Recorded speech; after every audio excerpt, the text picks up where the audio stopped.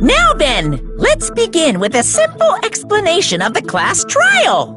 During the class trial, you will present your arguments for who the killer is and vote for who done it. If you vote correctly, then only the blackened will receive punishment.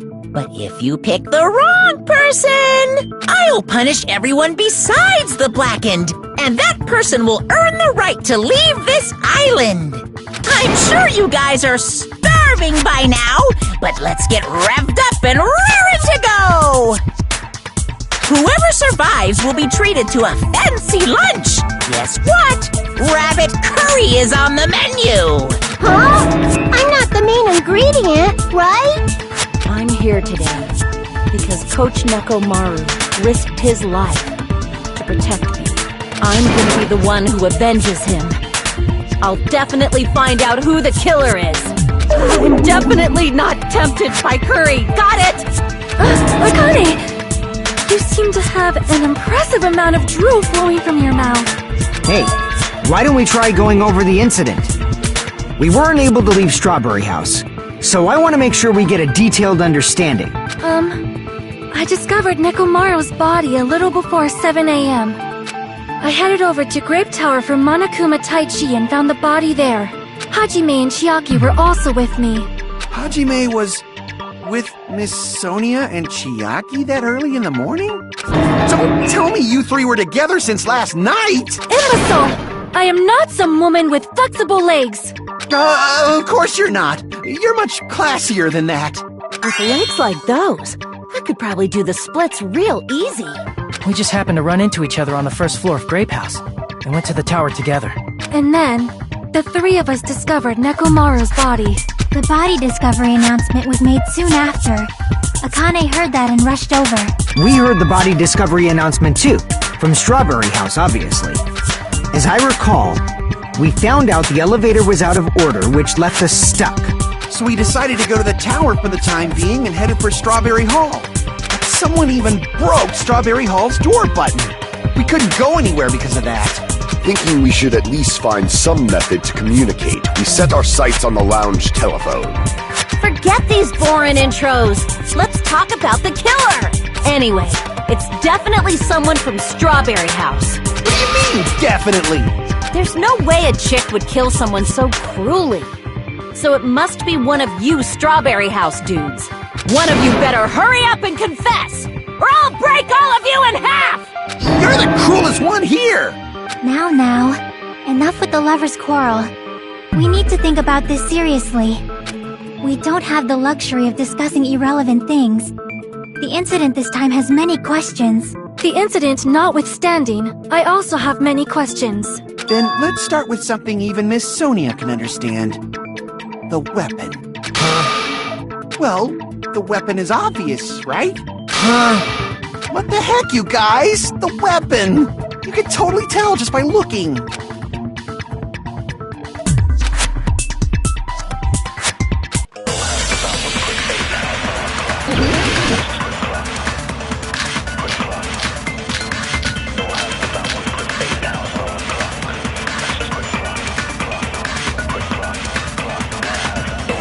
I guess we should figure out the weapon first.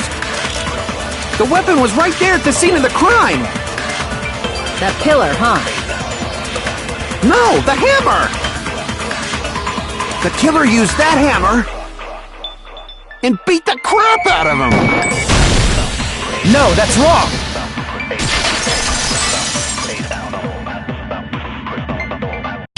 No, I can't accept that that hammer was the murder weapon. Why not? Why can't you accept it? A lot of oil was flowing from Nekomaru's body, just like human blood, right? If the hammer was used to beat Nekomaru, you'd expect some oil to be on it at least. But that hammer was clean. So that's why you can't accept that it's the murder weapon. Yeah, but the killer might have wiped off the oil later. Why? Well, obviously, to make the hammer look like it's not the murder weapon. Then why bother cleaning the oil? If they didn't want it to look suspicious, they would have discarded the hammer. You're pretty insightful, baby gangsta. Baby gangster? Me? Just so you all know, I was trying to test you guys. I thought maybe you guys mistook the hammer for the weapon or something. It seems that was a waste of time. Then what was the real weapon used to murder Nekomaru? That's the problem. There wasn't anything else at the crime scene that looked like a potential weapon. Then, how about we look at it from a different angle? If it doesn't have oil on it, it's not the weapon. So whatever has oil on it must be the weapon, right?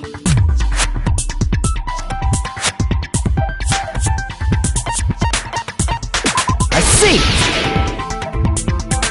The only thing with oil on it is that broken pillar. Then that pillar is the weapon!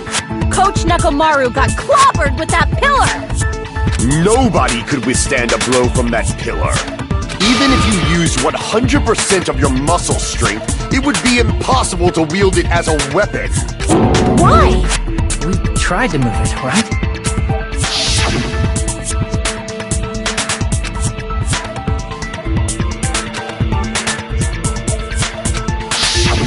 Yeah, that pillar was pretty frickin' heavy. But there's one dude who could have lifted that pillar. Huh? Who are you talking about? Coach Nekomaru's robot body! With that dude's super strength, lifting a pillar would be real easy. So, he lifted the pillar, and then what? Did he use it to beat himself? You mean Nekomaru killed himself? Don't be stupid! He ain't the type to commit suicide! Then even if Nekomaru could have lifted that pillar, that's nothing to do with the case at all. Well, I guess you're right. What the heck?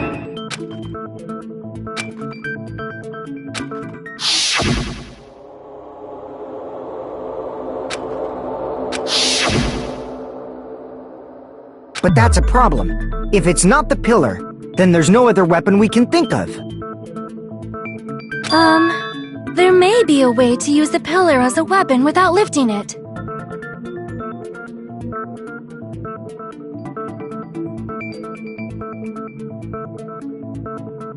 Huh? For reals? Yes, for reals. I see. So my gut was right after all. Alright, it's up to you, Sonia. Prove that pillar was the murder weapon. Understood.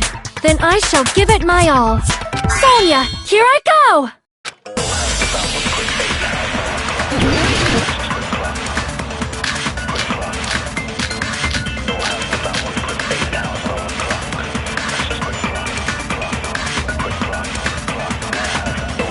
There's no need to lift that pillar. If the pillar was not lifted, beating him with it is beyond a dream. What about tipping the pillar over? No, that's wrong!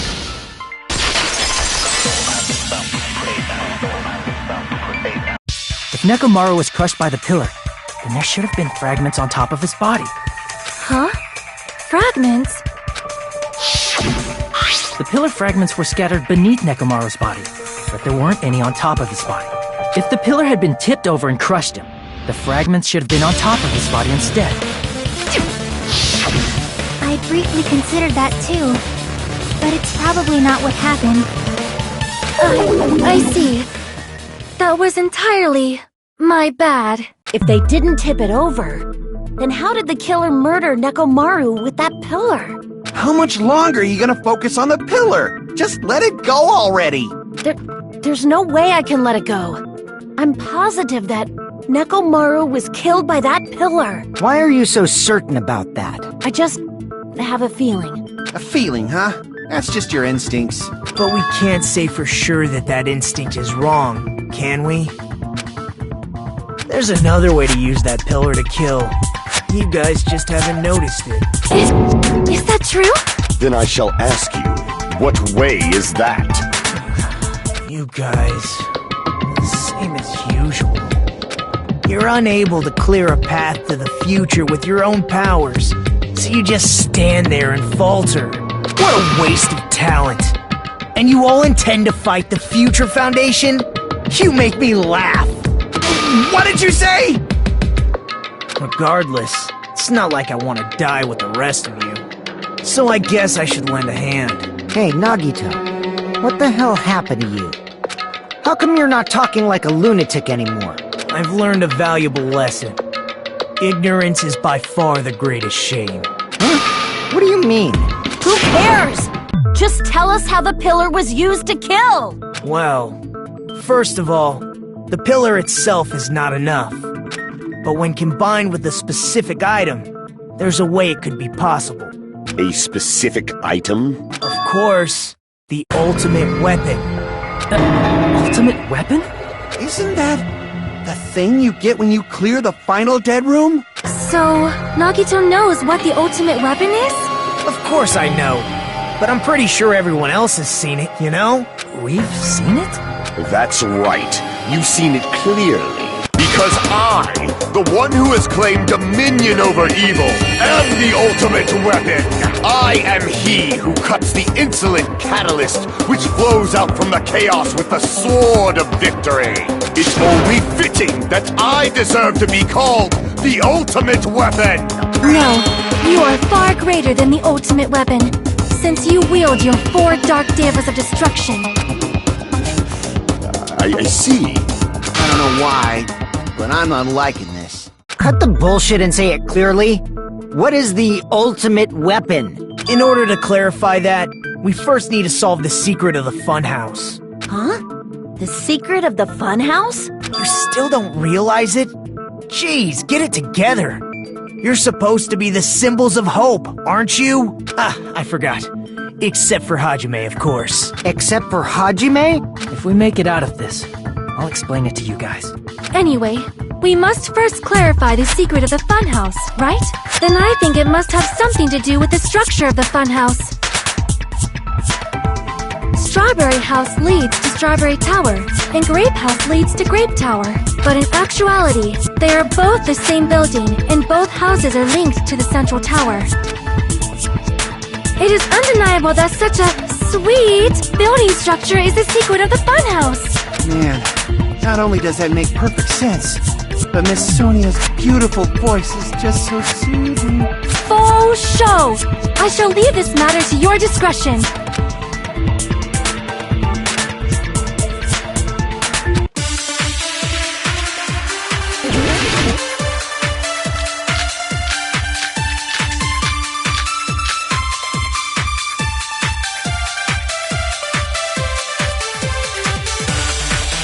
In truth, Strawberry Tower and Grape Tower are actually the exact same place. So that's the secret of the funhouse. Is that really it? It's weird to say they're both the same place. I mean, the walls are different colors. And the designs on the floor are also different. We've already settled this problem. Give it 10 years before you argue with Miss Sonia.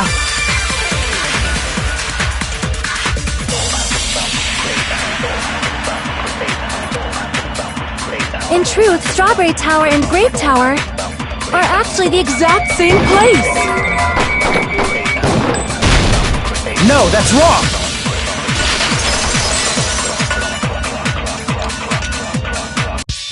Both of those towers, are they really the same place? Why are you asking that now? Do you harbor a grudge because my kingdom destroyed your homeland? Hajime, I won't tolerate any sort of rebellion. I mean, doesn't it seem strange?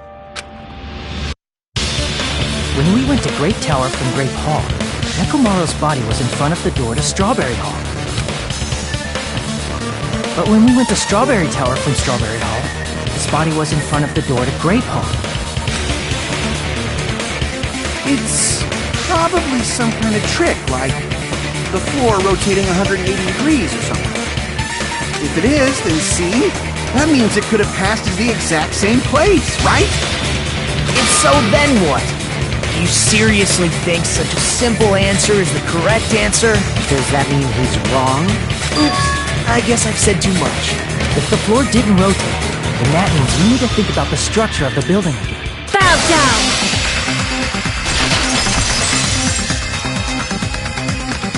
Then how about this? Somebody moved Nekomaru's body. Well, we were moving from Grape Tower to Strawberry Tower, but we should have all been together during that time. Even if they tried to move the body inside the tower. Then Monokuma did it. while we were moving, Monokuma quickly moved things around. But Nekomaru's body wasn't the only thing moved. Are you saying the broken pillar was moved too? If it is too heavy to carry, let them roll it. Just like if there is no bread, let them eat cake.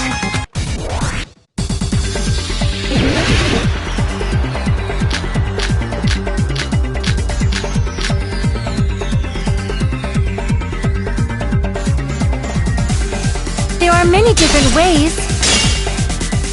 The body and the pillar could have been moved.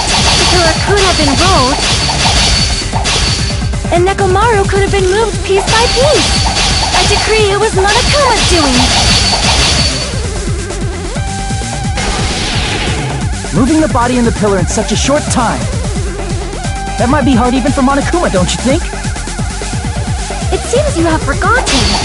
Monokuma is surprisingly strong, wielding the power of the futuristic Robo-Bear. Crap! It seems you have forgotten.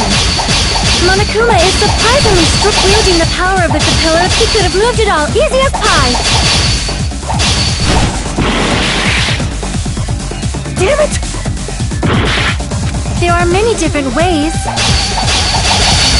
The body and the pillar could have been moved. The pillar could have been rolled. And Nekomaru could have been moved piece. I decree it was Monokuma's doing. Moving the body and the pillar in such a short time. That might be hard even for Monokuma, don't you think? It seems you have forgotten. Monokuma is surprisingly strong, wielding the power of the pillar, the body, everything at the correct... Allow me to cut through those words! Moving the body and pillar is possible, but it would have been impossible to move the oil on the floor. When the position of Nekomaru's body and the pillar changed, the oil surrounding his body moved too. Physically moving all of the oil like that is simply not possible, no matter how you look at it. Then it's impossible to think it was moved. I am terribly sorry. I cannot believe I got so fired up. It's all right. A fired-up Miss Sonia is awesome to watch. So what really happened? Does that mean the two towers aren't the same building? We can't be certain of that either. Not when the experiment involving the handbook I left on the tower floor was a complete success. Yeah, the e-handbook was still there. That's why we thought the two towers were the same building. If they're not the same building or two different buildings, then what are they? No idea, huh?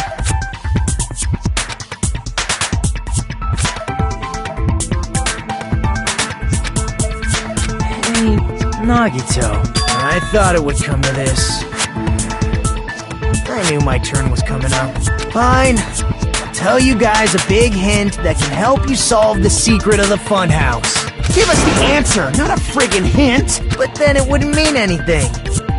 I need you guys to do this class trial properly. It's also important for me because it will help me determine something.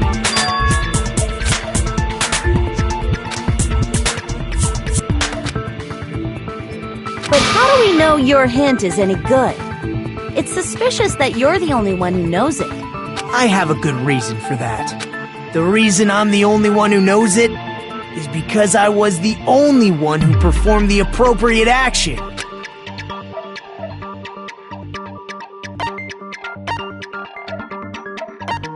I see! You're talking about the final dead room, right?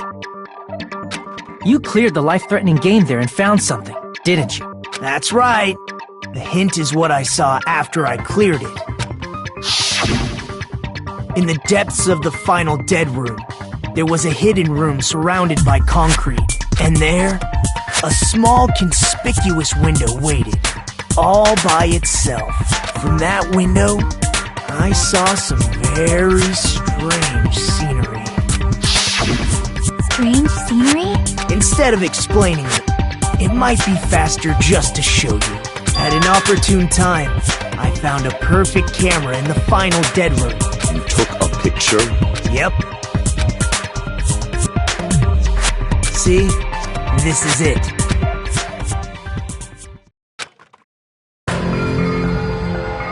Let me explain it to you again. I took this picture on the first floor of Strawberry House, from the secret room within the final dead room. But don't you think it's weird? If the funhouse's structure is what you guys have been thinking, then there's lots of things that don't make sense in this picture, right? Then let's begin. Shall I call it thinking time?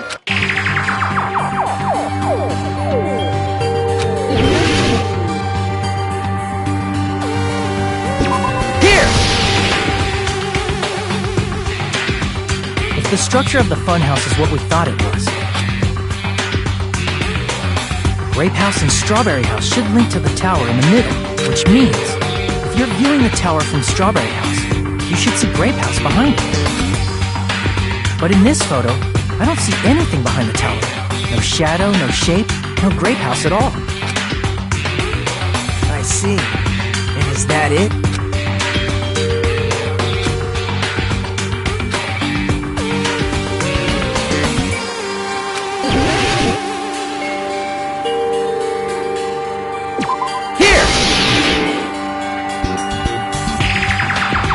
This photo was taken from the hidden room inside the final dead room, right? If that's the case, then that means it should have been taken from the first floor of Strawberry House. Yeah, it should have been. Then this is definitely strange. This photo doesn't look like it was taken from the first floor. The angles suggest it was taken from higher up. That's right. Good call. In summary, this is the truth contained in this photo.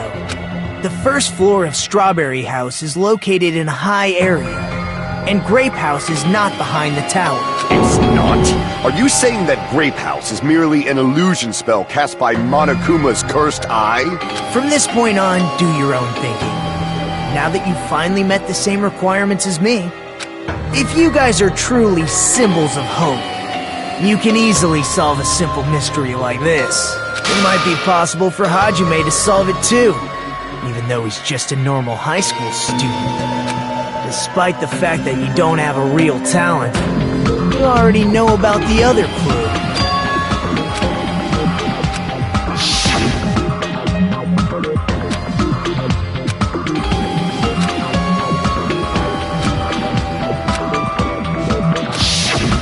You're referring to when you suddenly appeared on the second floor of Grape House, right?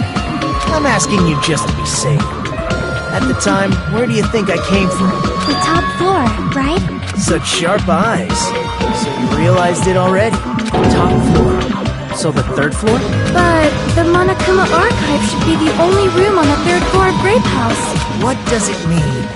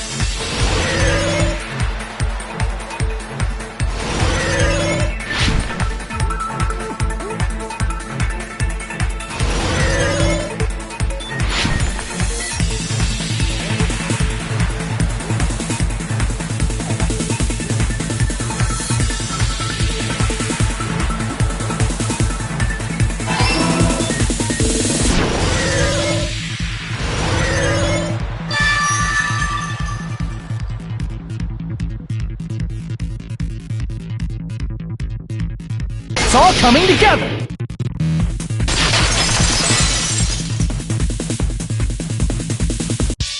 Got it. I know the secret of the funhouse. Then let me hear it. What kind of answer will you give, I wonder? In the picture Nagito took from Strawberry House, I didn't see Grape House at all. So where did Grape House go? There was only one possibility.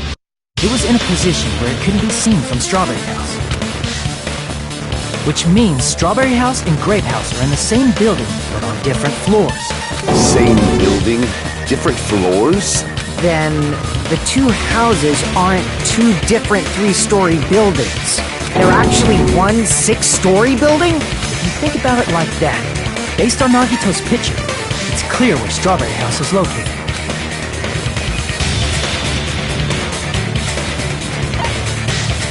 I see! On top of Grape House. That's where Strawberry House is located. Because of that, the photo taken from the first floor of Strawberry House was at a high angle. Altogether, this means the first floor of Strawberry House is also the 4th floor above Grape House.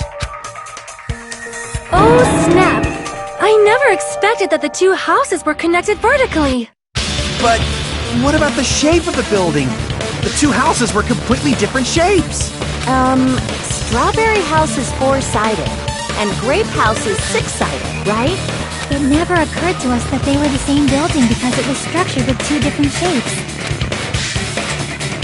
A quadrilateral and a hexagon, overlaid atop each other to misdirect how we would perceive them. And it worked, didn't it? Disregarding the tower, we fully believed the two houses were two separate, distinct buildings.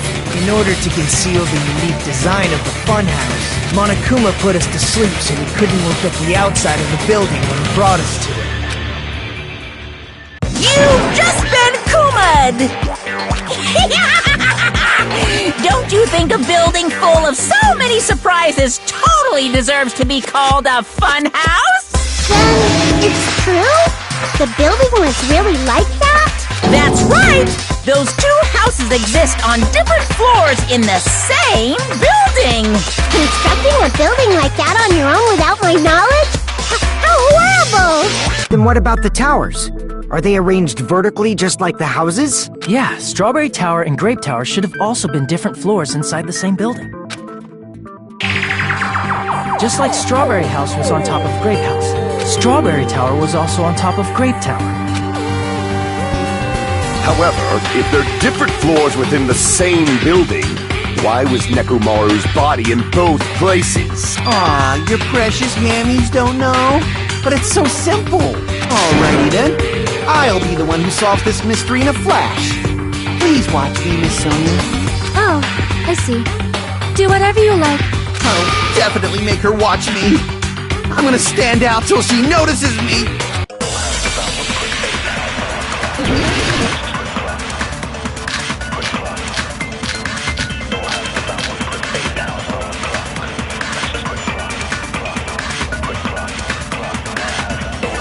I'm gonna solve this mystery in a flash. And hurry up, dumbass! One of the bodies in one of the towers was actually a dummy! No, that's wrong!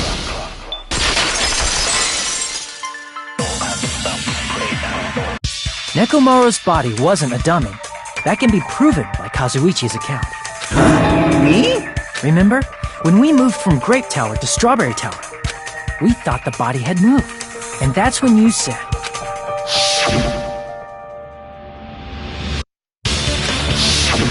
Right up until that moment, you were disassembling Nekomaru's body at Grape Tower, right? The killer couldn't have known how you'd take apart his body, so they couldn't have built a dummy. Unless Kazuichi was the one who built the dummy, then it would be a different story. Miss Sonia, that's a pretty harsh joke. You are joking, right? It's alright. Kazuichi is not the killer. If he was, he wouldn't have fixed the elevator or the button in Strawberry Hall. It'd be much more convenient for the killer if it stayed broken. I see. That is disappointing. I'm even more disappointed. However, Even if Nekomaru's body wasn't a dummy, it's meaningless if we don't have the important answer. The reason Nekomaru's body was in both towers, even though it was supposed to be on different floors. Maybe it was simply moved? The body moved to a different floor? You can't think of a device like that? A device that moves things to different floors in the same building?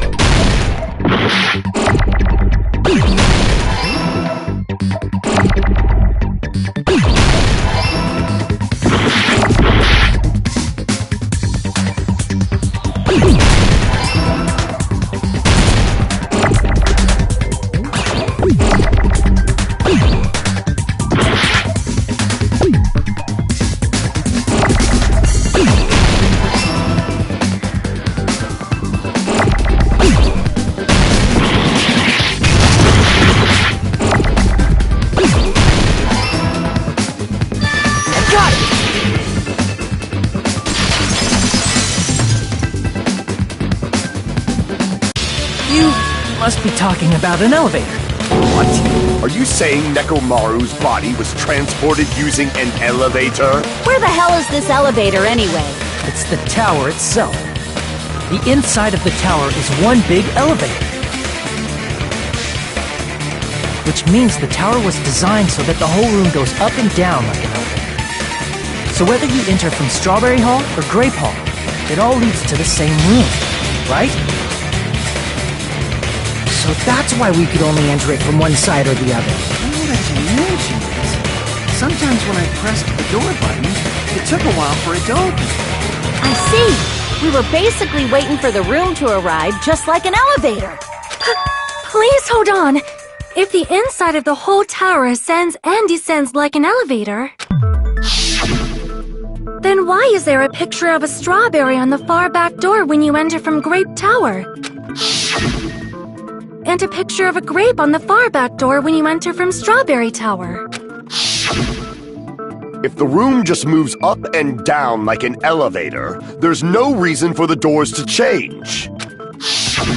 Plus, after the incident, the far back door in Grape Tower had chains wrapped around it, right? But when we entered Strawberry Tower, those chains were gone. Not just that, but if I remember correctly, even the doorknob was broken off. There are too many strange things. Was that tower really an elevator? When you see people and things, make sure you focus on the good parts instead of the bad. What did you say? So, let's put aside what's changed and focus our attention on what hasn't. Why do we have to do that? It's fine. Come on. What does everything that hasn't changed have in common?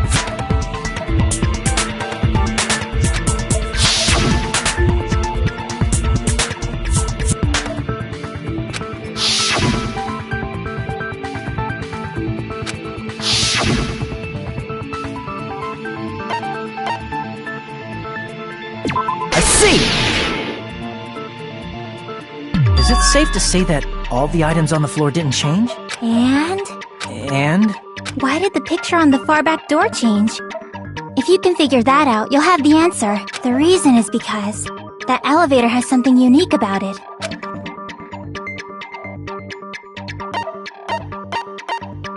I see! So that's it. The elevator was designed so only the floor moved. Only the floor moved? Which means the whole room wasn't an elevator, only the floor was. why we saw different doors in each tower. Which means on the first floor of Grape Tower, the door on the far back wall had a strawberry design. And on the fourth floor, which was Strawberry Tower, a different door on the far back wall had a grape design. Then, where do the different floors lead?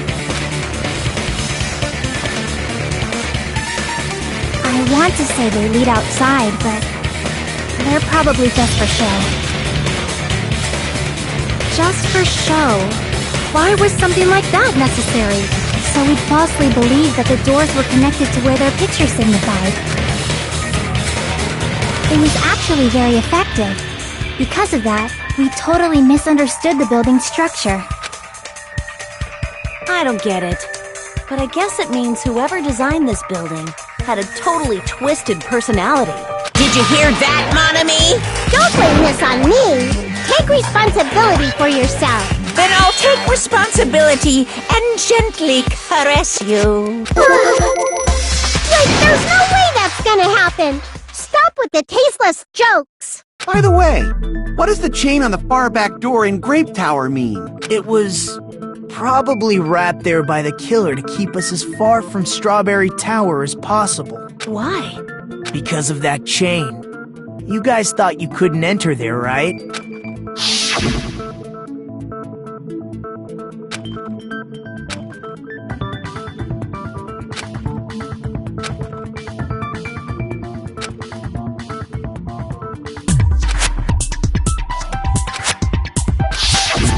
The killer destroyed the Strawberry Hall button, so we'd stay away from Strawberry Tower.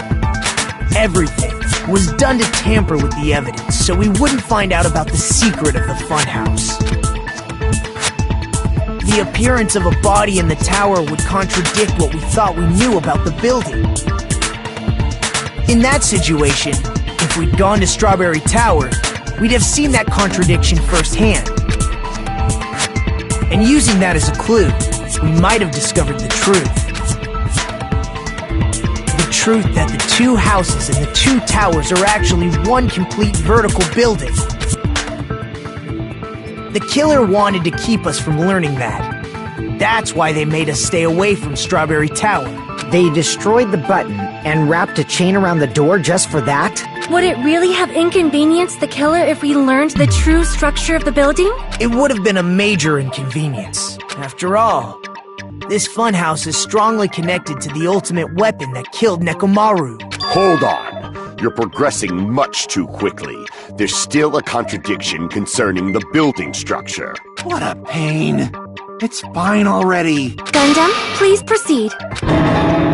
You said earlier that Strawberry House and Grape House are connected vertically, right? If so, how does the contact elevator supposedly transport us from one house to the other? If that elevator moves vertically, then when your back is facing the elevator, both towers should be on the same side. But does this reflect reality? Inside Grape House, Grape Hall is on your right when your back is to the elevator.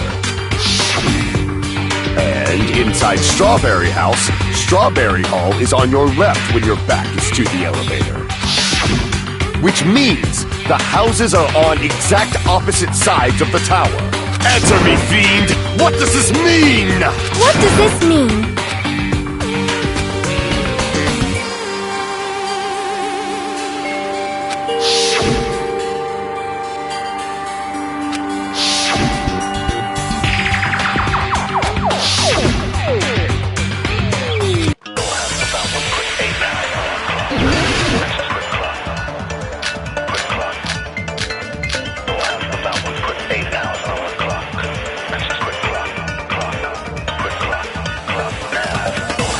The two houses are connected vertically. The elevator should move. Vertically, not horizontally.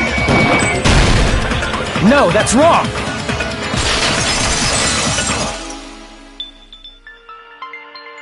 The elevator wasn't just moving vertically.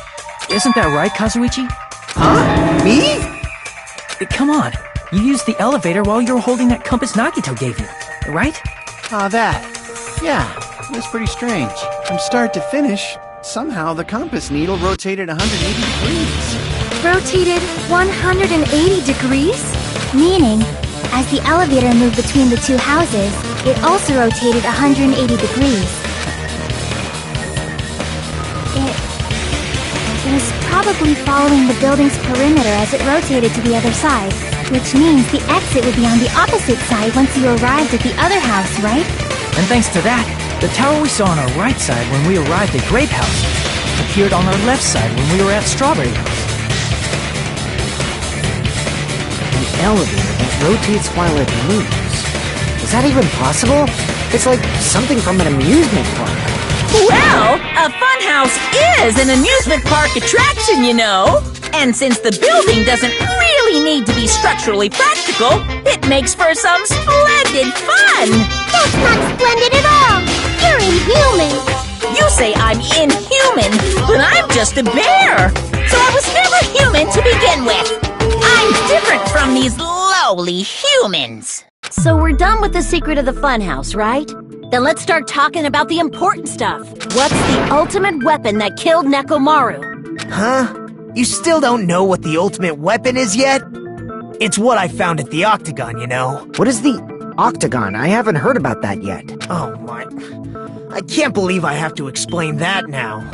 As long as you know what an Octagon means, you can solve this simple mystery easily. I see! If I recall, an octagon is a shape with 8 sides, right? I didn't expect you to know that. For a substitute reserve course student, you're quite knowledgeable. I guess I should continue listening. Where is the place befitting of the name Octagon?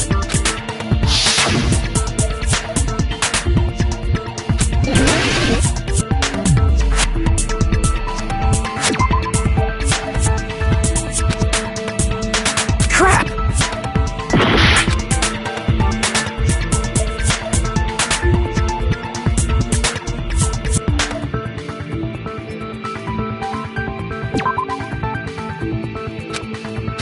Crap!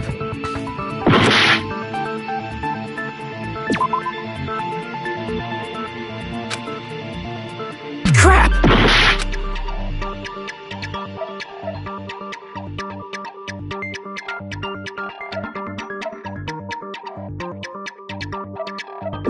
Here! You're talking about the secret room surrounded by concrete in the depths of the final dead room. Why is that place the Octagon?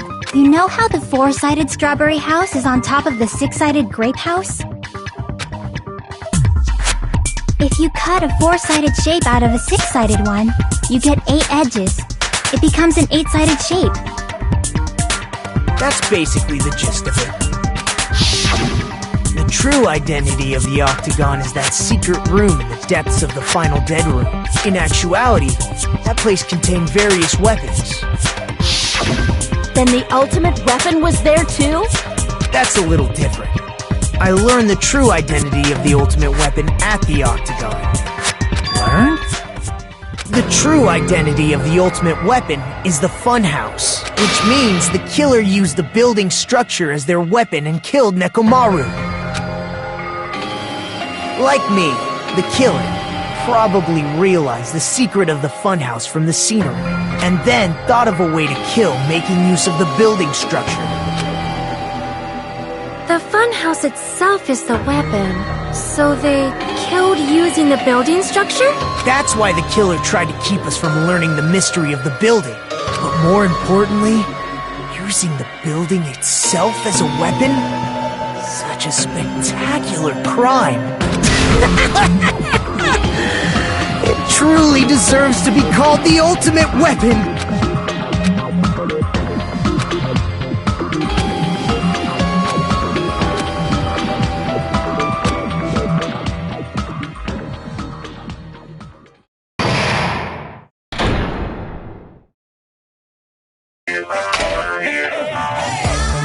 Hiya!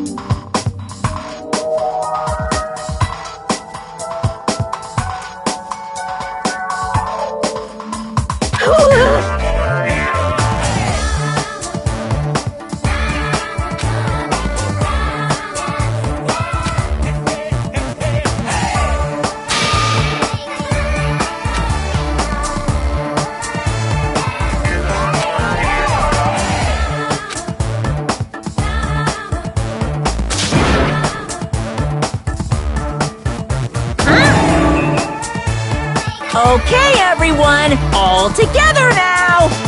Mon ami is a serious stupfatly.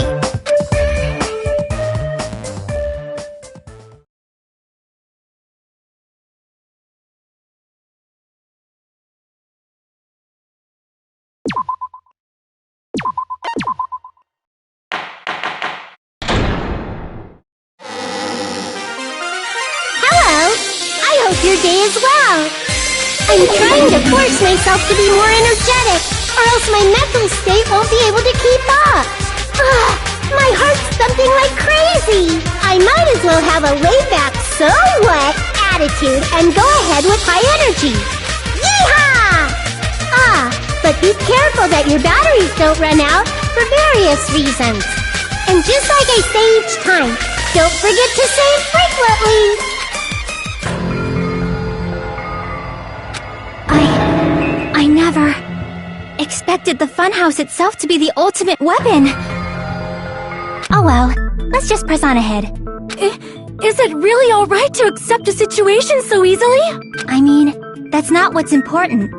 The thing that's really important is the killer who used the building structure. Like, who's Mekomaru's murderer? But is it really okay to believe the building is the weapon? Nagito said it, you know. There's no way I'd lie at such an important moment. I don't want to die either. What happened to the bastard who kept saying how much they didn't mind dying? He's right. There was a time when I thought I could become a stepping stone for your hopes, but I will sincerely retract that remark. Retract? I'm disappointed too, you know. If this was a murder for the sake of hope, I'd happily sacrifice myself. You say such falsehoods, per usual.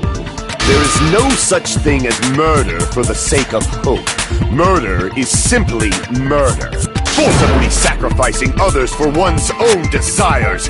Even one as diabolical as I would avoid such actions. I see. It's fine. Let's just leave him alone and find out who killed Coach Nekomaru as fast as we can. Just so you know, it's not like I'm getting hungry or anything, you know.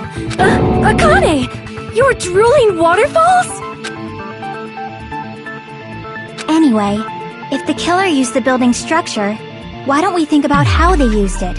How they killed Nekomaru. It might be better if we clarify the cause of death first, don't you think?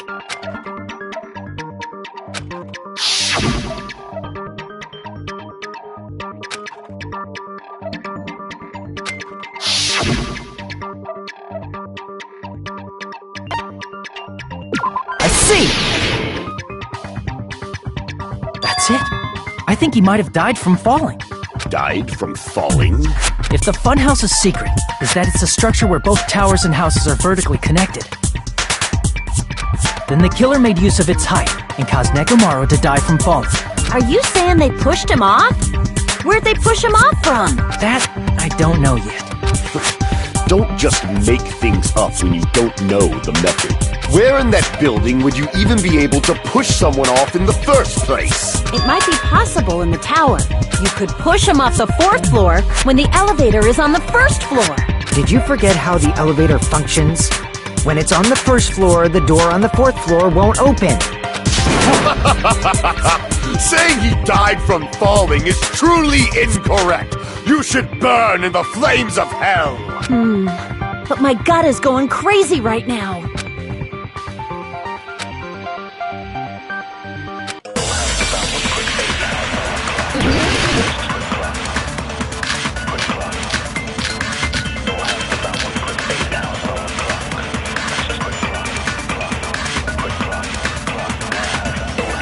When the elevator is on the 1st floor, you can't go through the door on the 4th floor. It'd be impossible to shove off the victim from up there. Then, how about this? After locking Mekomaru inside the elevator, they moved the elevator from the 4th floor to the 1st floor and made use of the drop. Hold on! Did you forget the elevator has a sensor? As long as there's a moving object inside. No, that's wrong!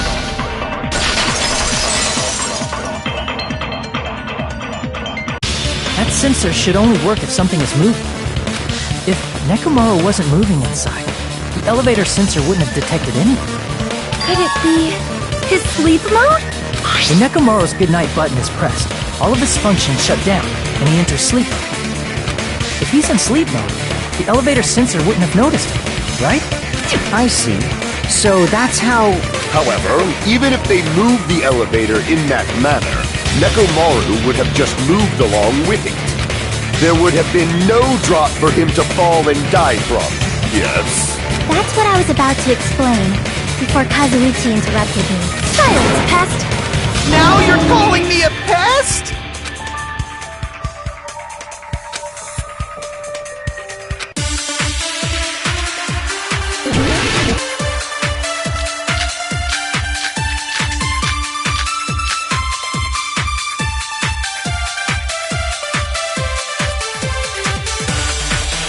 If you arrange it a certain way, you can cause the drop within the elevator.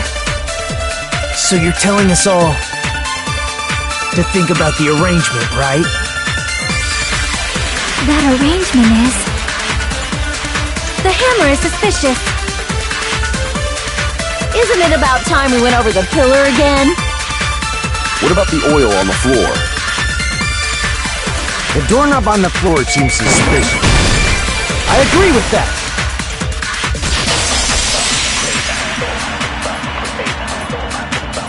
Didn't the doorknob have scrape marks on it? That might have been where it got scraped by the wire. Is that the same wire that was tied around Nekomaru? The tip of that wire was tied into a loop. If the elevator moved while that loop part hung from the doorknob... If they did something like that, he would have been suspended in midair! That's right. He was suspended in midair. Huh? The killer tied up Nekomaru with the wire while he was in sleep mode. Tied the tip of the wire into a knot, and hung it on the doorknob to the 4th floor. With that, they moved the elevator from the 4th floor to the 1st floor of Grape... and suspended Nekomaru in midair. That's right! He was so well hung! Kinda like... You better not finish that sentence! The killer took advantage of the elevator's unique feature, only the floor moved. By doing that, they created a drop so Nekomaru could fall to his death. Too easy!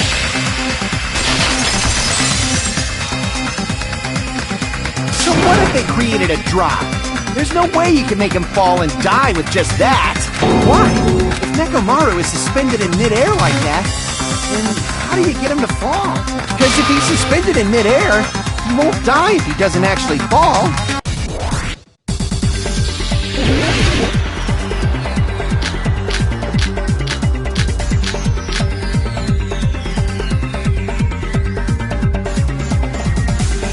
Even if they suspended Nekomaru from a wire, how would they make him fall?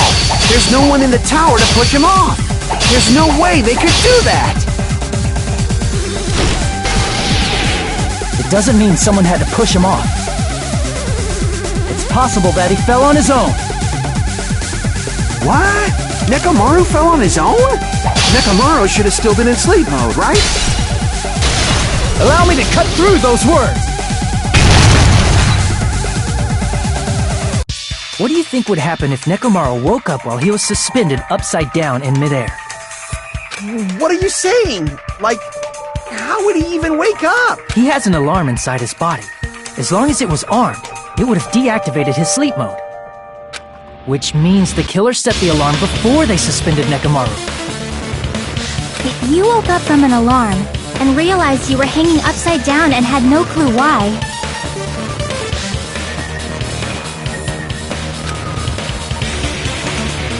if something like that happened to you, you would start panicking a lot, right? Instinctively, your body would start moving. Nekomaru probably did exactly that. And then, in order to make it fall from the force he was generating, the wire was hung on the tip of the doorknob so it would easily slip off. In actuality, the scrape marks caused by the wire were near the tip of the doorknob, right? But Nekomaru didn't fall because the wire came off, right? He fell because the entire doorknob came off. When Nekomaru awoke, he must have struggled much more than expected, which caused the doorknob to break off. Was that unexpected for the killer too? Well, that's probably it.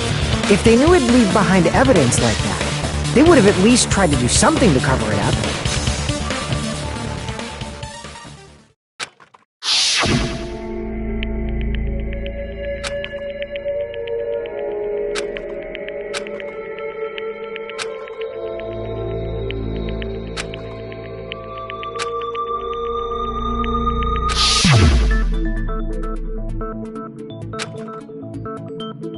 I see.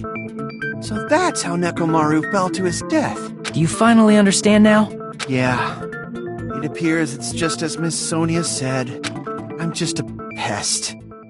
No, I'm not just a pest. I'm a total fucking pig. Isn't that right, Miss Sonia? If I'm a fucking pig, you can say so! No, I believe you gave your all. Hey! Why aren't you teasing me anymore? This guy, he gets off on this! So thanks to that alarm, Nekomaru ended up falling while he was still hanging upside down. That doesn't mean he just crashed straight into the floor. Of course, you know that too, right?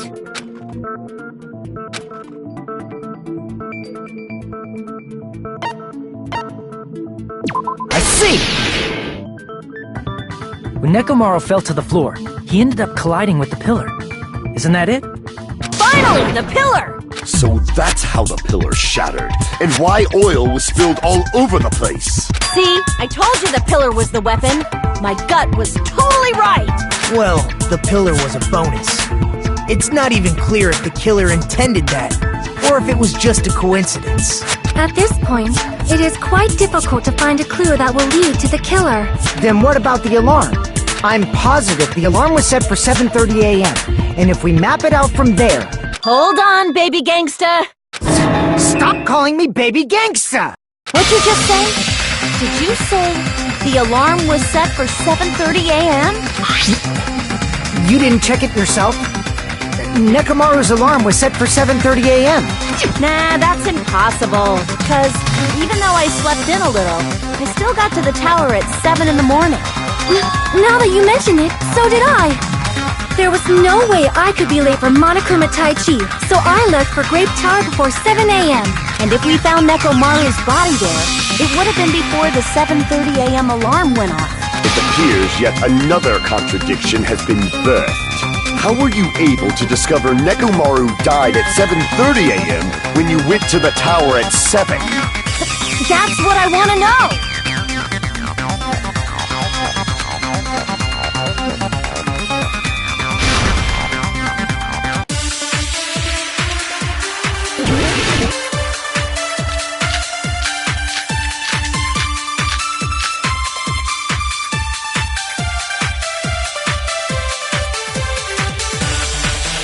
We headed for Grape Tower.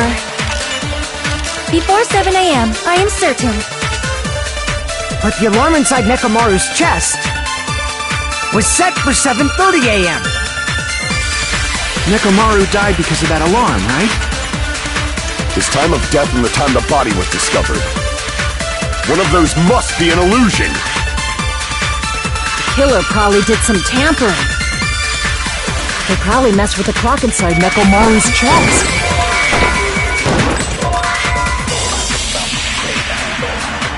That's gotta be it!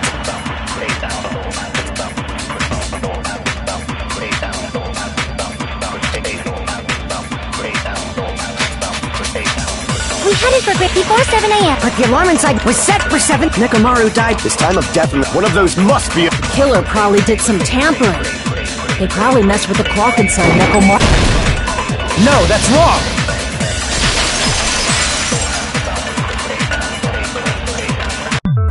No, the clock inside his chest was a radio clock, so it would have been impossible to mess with. So you're saying there's no way the killer could have tampered with the clock?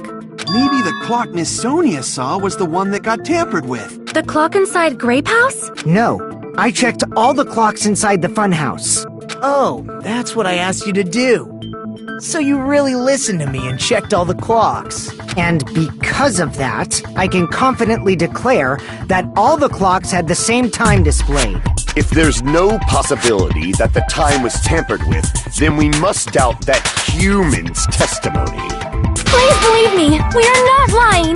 Then maybe it's a misunderstanding? I never misunderstand. I'll crush you into dog food.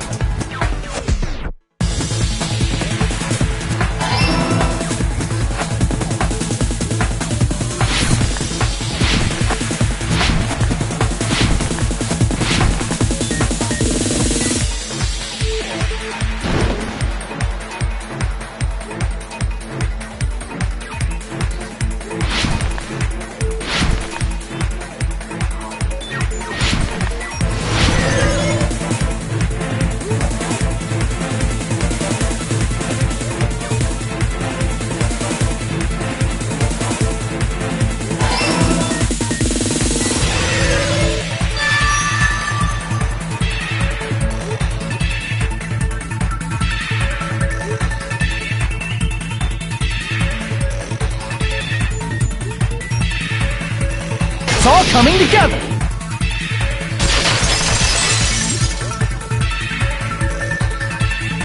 You said you checked all the clocks inside the building. Isn't that right, Fuyuhiko? Yeah, none of the clocks had the wrong time. But what if all those clocks have been messed with? What?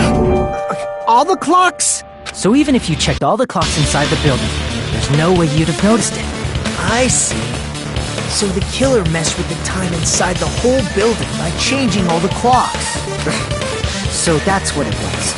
There's no way I would have noticed that. This is truly fantastic! Now's not the time to be pleased. More importantly, how much was the time off?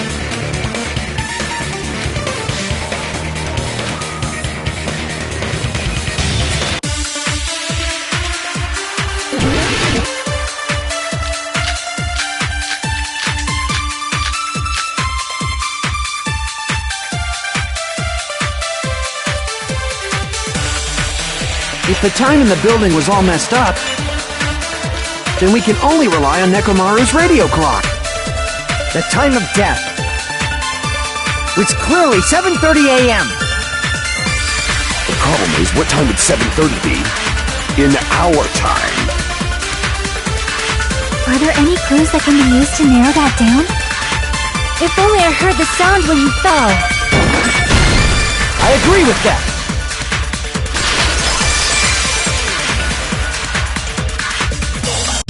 That's right. We should have heard the sound he made when he fell. Wasn't it that rumbling noise? Rumbling? I thought it was just an earthquake, so I went back to sleep. Was that the sound from when Nekomaru fell? Well, a huge body fell from the 4th floor to the 1st, and the pillar fell with it. It's obvious we'd hear the impact sound. We heard that noise too. It was when we were gathered at the Strawberry House Lounge. What is it, Sonia? Oh, well. That sound everyone heard? I did not hear it at all. Huh? You probably didn't hear it because you were sleeping. I could not sleep at all. I was awake the whole night with hunger pangs. There's nothing to worry about. What's important is that rumbling noise anyway. If we use that rumbling sound as a reference, we might be able to figure out how much our time was off. I heard that sound probably around 5:30 in the morning. Huh? You can tell? I instantly woke up and left my room. And that's when I saw the clock in the lounge. Excellent work, Akane!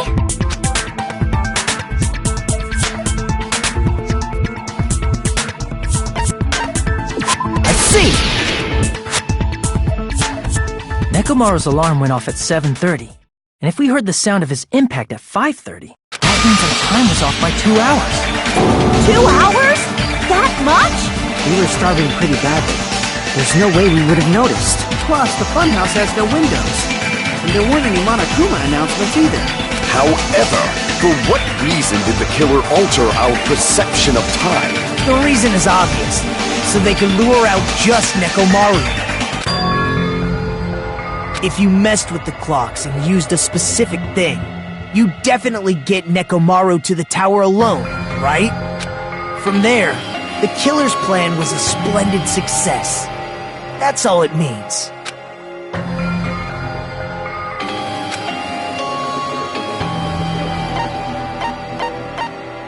I see! That's it! The killer made use of the Monokuma Tai Chi activity in the morning. How did they use it? We were required to go to Great Tower every morning at 7 a.m. for that activity, right? But if they mess with all the clocks inside the building, what would that do to us? We wouldn't be able to attend on time. That wouldn't affect Nekomaru. His radio clock had the exact time. That's right. In doing so, the killer was able to lure him to the tower by himself at the precise time. And when I witnessed Nekomaru early in the morning... If I recall, you witnessed Nekomaru around 5 a.m. And if that time was also 2 hours off, it should have been 7 a.m. Yeah, that's pretty much it. At that time, he was heading over to Monokuma Tai Chi, right on schedule. I see. Now that I think about it, I realize what Monokuma meant when he said those words. Too early! He didn't even ask you yet!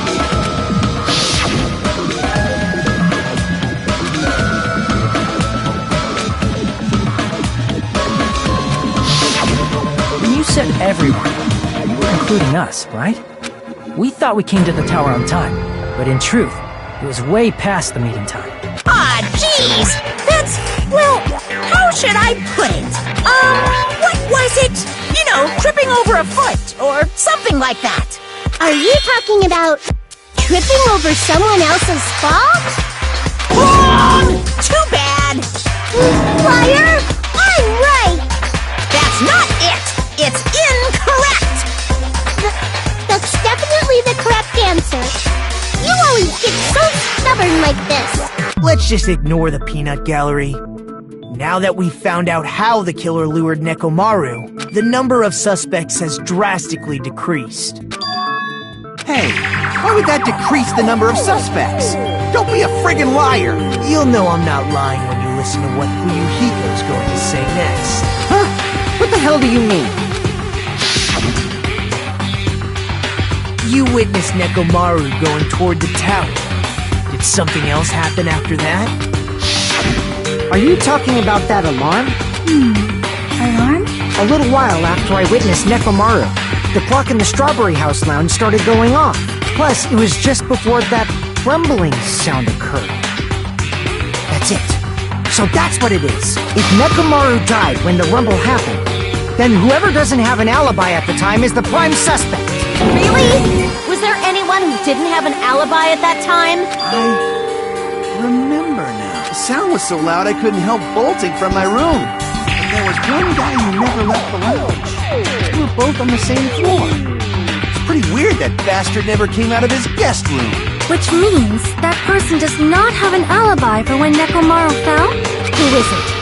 Who's the bastard?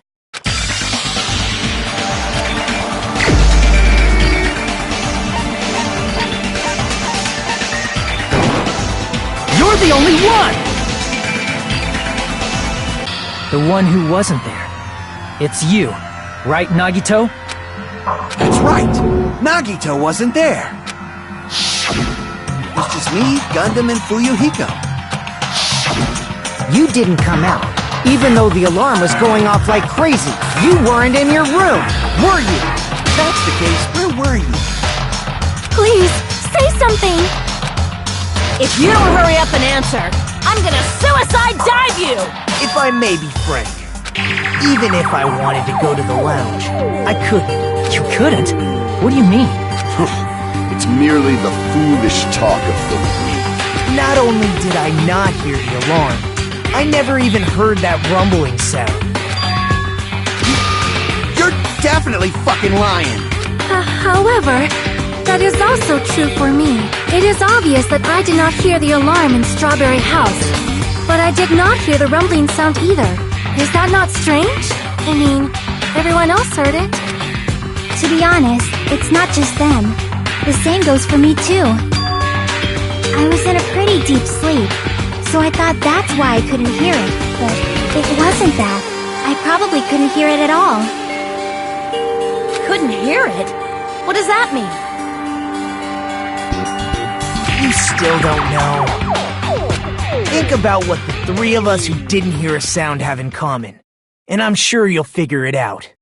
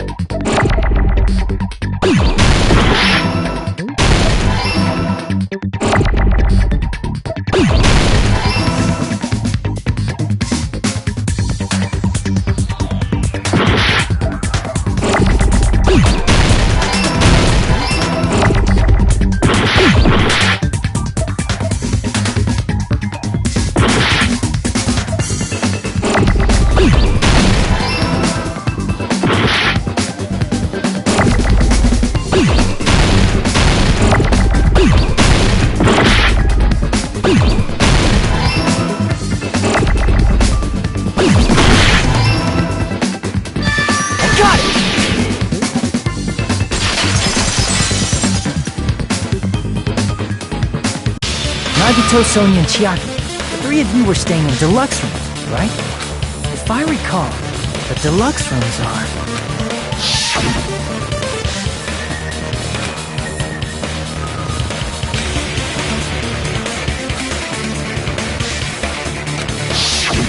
The reason we could not hear the rumbling noise... That's right. It was because the deluxe rooms have superior sound insulation. You actually noticed that. Nice catch, Hajime. Are you using your ultimate reserve corps student talent? Now then, you guys must understand by now, right? the true identity of Nekomaru's killer. Hold on a sec! Why does that lead to who the killer is? Why? Well, that fact just now is a very important clue, and a decisive factor in identifying the killer. Decisive factor?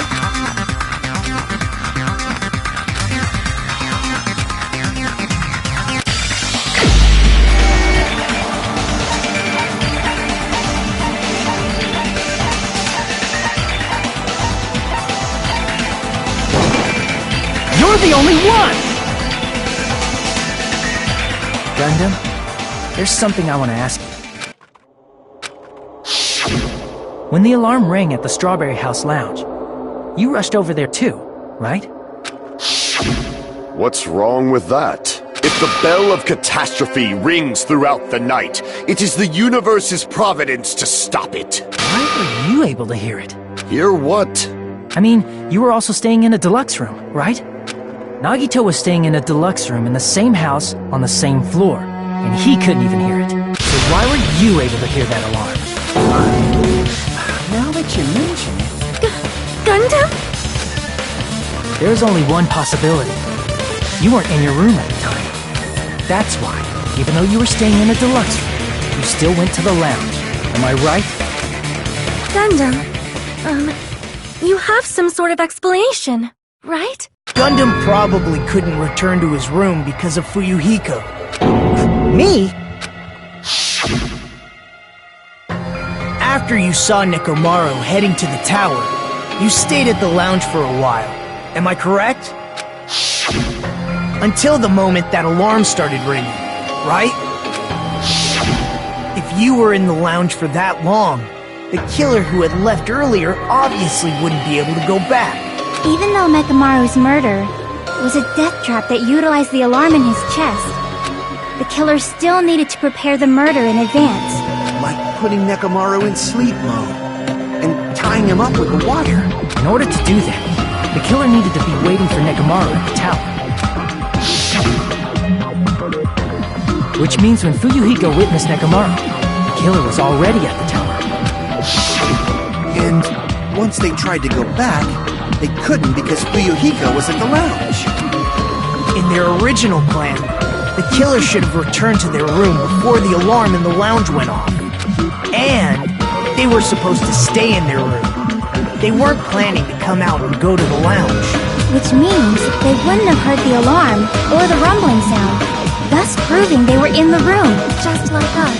The best case scenario would have been if those two in the lounge had gone to check the deluxe rooms. After all, if they personally saw the killer sleeping in their room, it gives the killer a stronger alibi. Unfortunately, they failed to secure that alibi. I was in the lounge. So the killer couldn't go back to their room, and ended up hearing the lounge's alarm.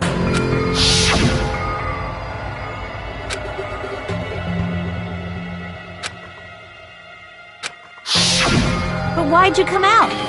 You should have hid till the excitement died down. If Gundam tried to hide, and if those two went to his room to check on him, he would have been found out.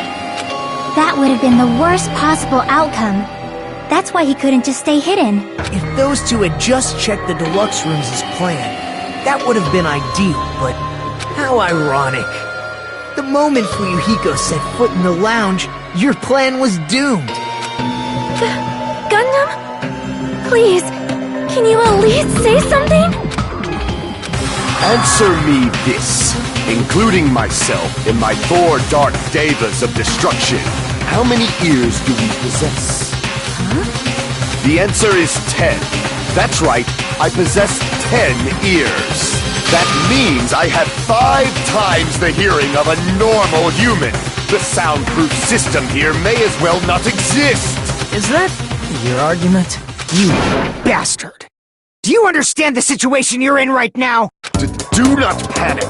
The truth shall now commence. At the time, I left my room to go to the bathroom.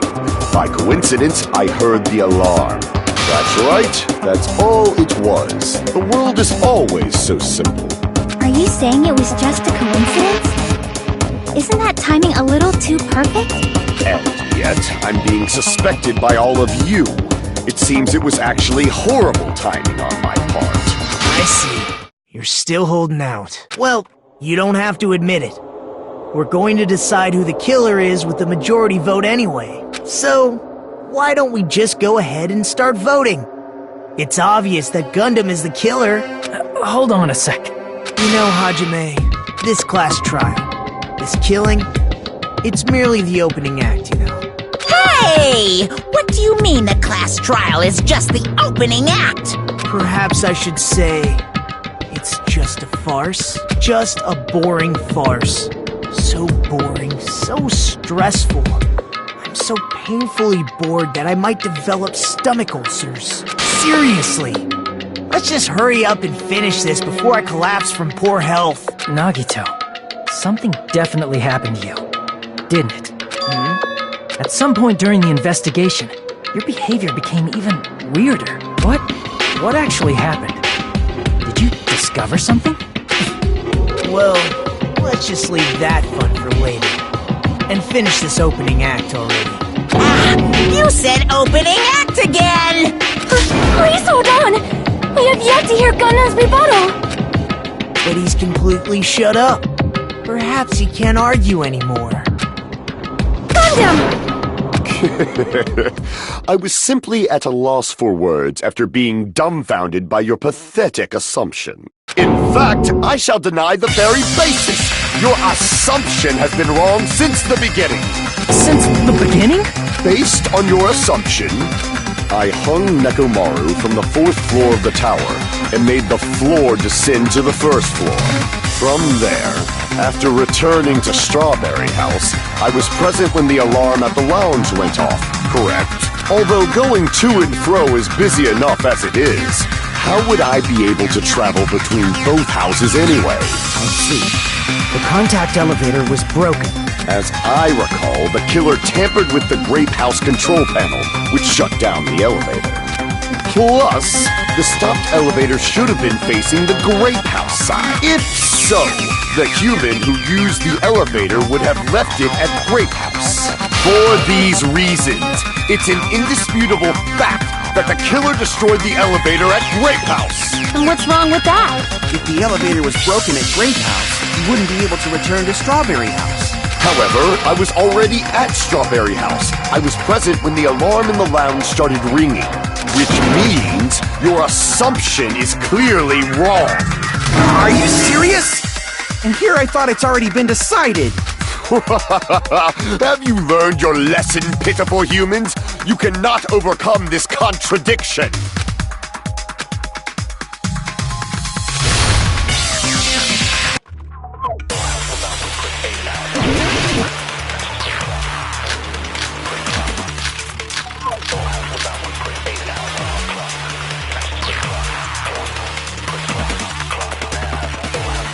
That elevator was the only means of travel between the two houses. As long as that elevator was broken, your assumption collapses. Plus, the elevator was broken at Grape House. If the killer cannot return to Strawberry House... Since I was at Strawberry House at that time, there's no question that the following crime is impossible. It would have been different if they had an accomplice. Or if there was a secret passageway. How much longer do you plan to lecture me? Why don't we stop this already?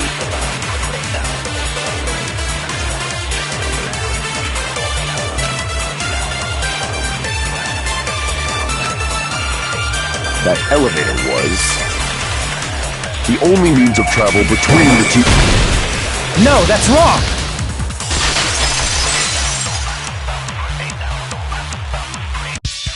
No, there should have been another way to move between the two houses without the elevator. Such a method does not exist! Then why don't we ask the person who actually used that method?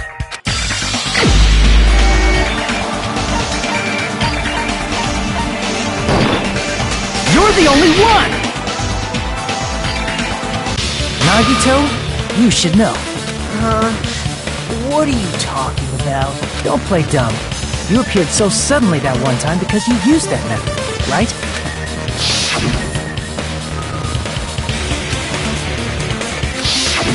There's a secret passage connecting the first floor of Strawberry House to the third floor of Grape House. Isn't that right?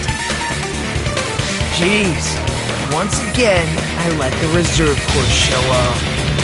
But you're right. There's a door on the floor of the Octagon, which is on the first floor of Strawberry House.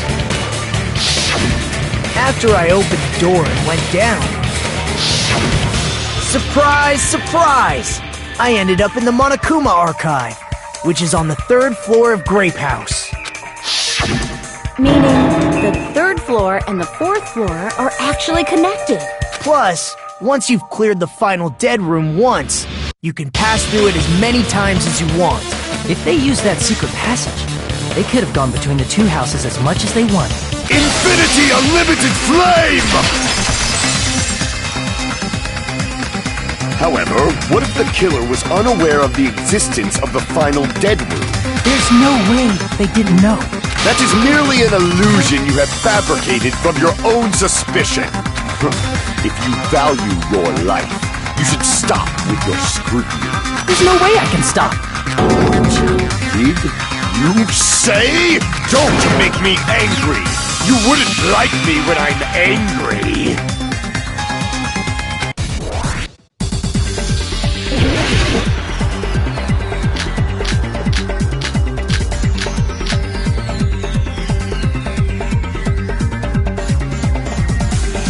Even if the turbid box doesn't exist, you could travel through multiple planes, provided you use a spacious wormhole. However, how frail I say! Your decayed illusion. Shall I feed you to the progeny of vile deities?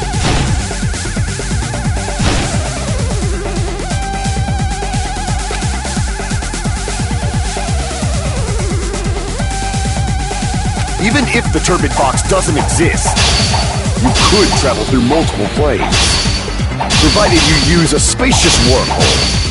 However, how frail I say! Your decayed illusion. Shall I feed you to the progeny of vile deities? I already proved the secret passage exists.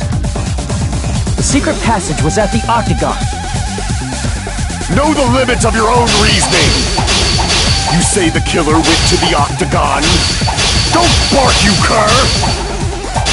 If you don't want to at least pray to the key which dwells in the light!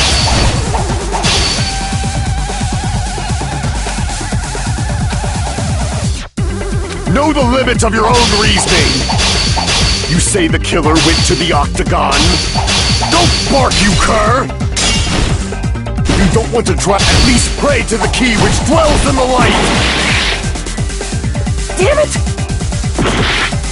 Even if the turbid box doesn't exist, you could travel through multiple planes, provided you use a spacious wormhole. However, how frail I say! Your decayed illusion. Shall I feed you to the progeny of vile deities? I already proved the secret passage exists. The secret passage was at the Octagon. Know the limits of your own reasoning! You say the killer went to the Octagon? Don't bark, you cur! If you don't at least pray to the key which dwells in the light!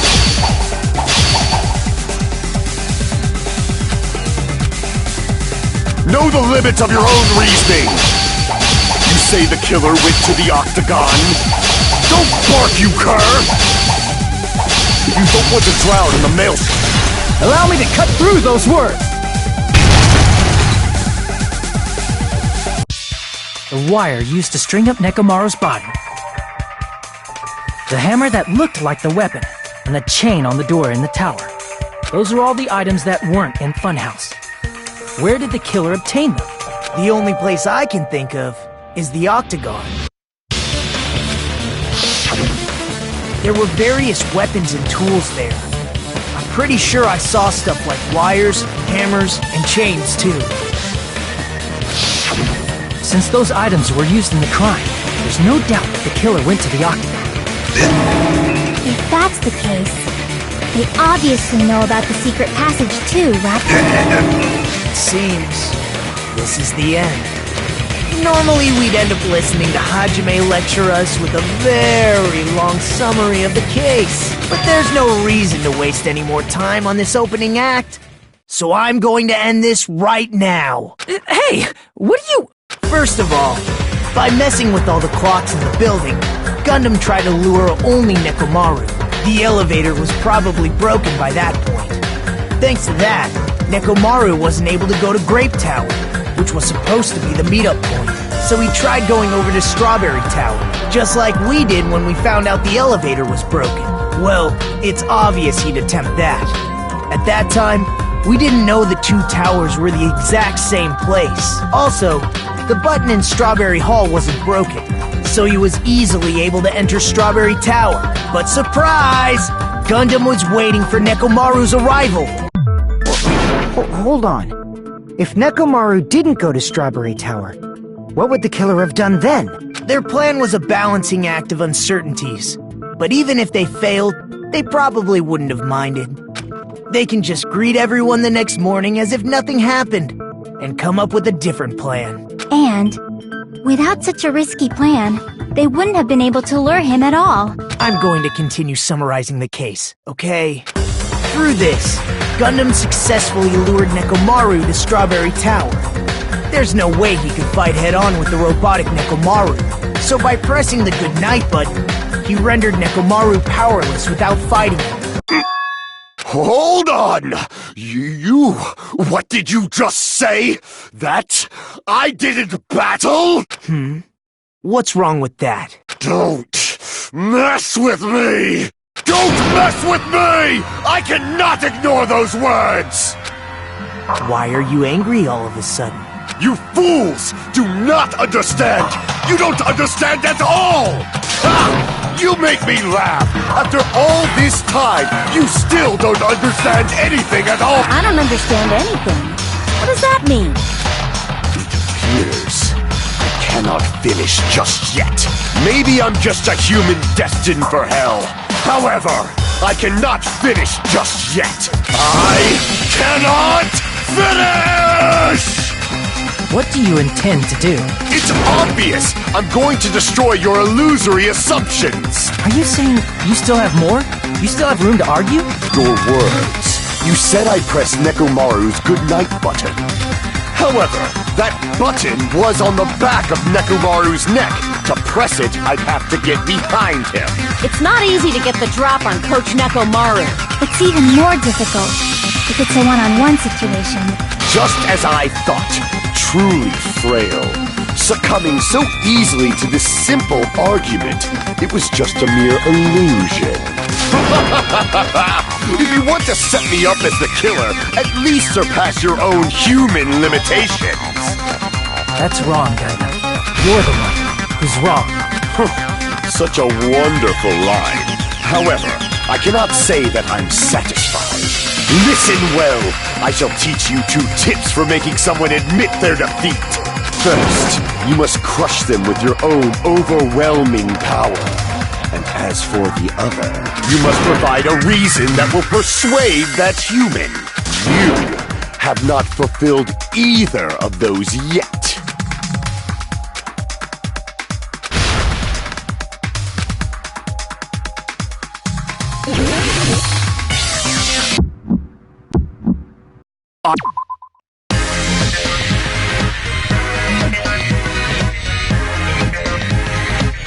I won't let you! For the Tanaka Empire!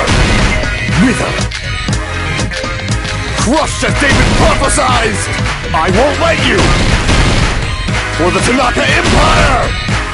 Wither! Crushed as David prophesied! Show me the cadaver! I won't let you! For the Tanaka Empire! Wither! Crushed as David prophesied! I won't let you! For the Tanaka Empire! Wither! Crushed as David prophesied! For the Tanaka Empire! I won't let you! For the Tanaka Empire! Wither! Crushed as David prophesied! I won't let you! For the Tanaka Empire! Wither! Crushed as David prophesied! Show me the cadaver! It's Nekomaru's back! Do you really think I can get behind him so easily?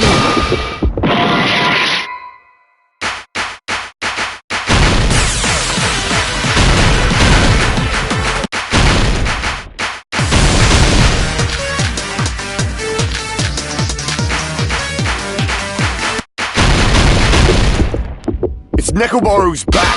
Do you really think I can get behind him so— This is the end!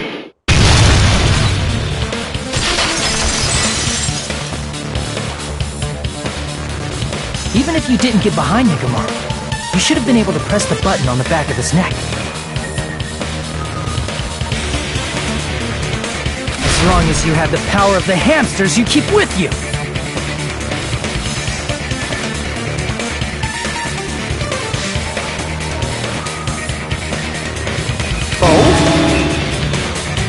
Are you seriously saying he used his hamsters to press the button on the back of Nekomaru's neck? Of course that'd be impossible for a normal hamster, but it would have been possible for Gundam. In fact, we saw that with our very own eyes, right?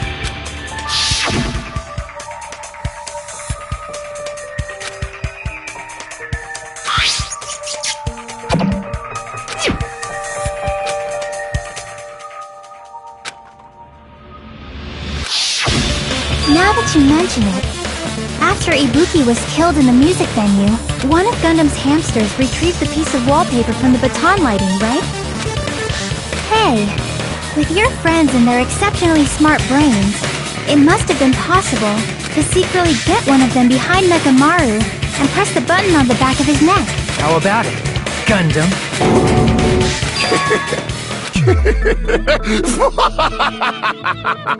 Not just myself, but you actually brought up how splendid my subordinates are.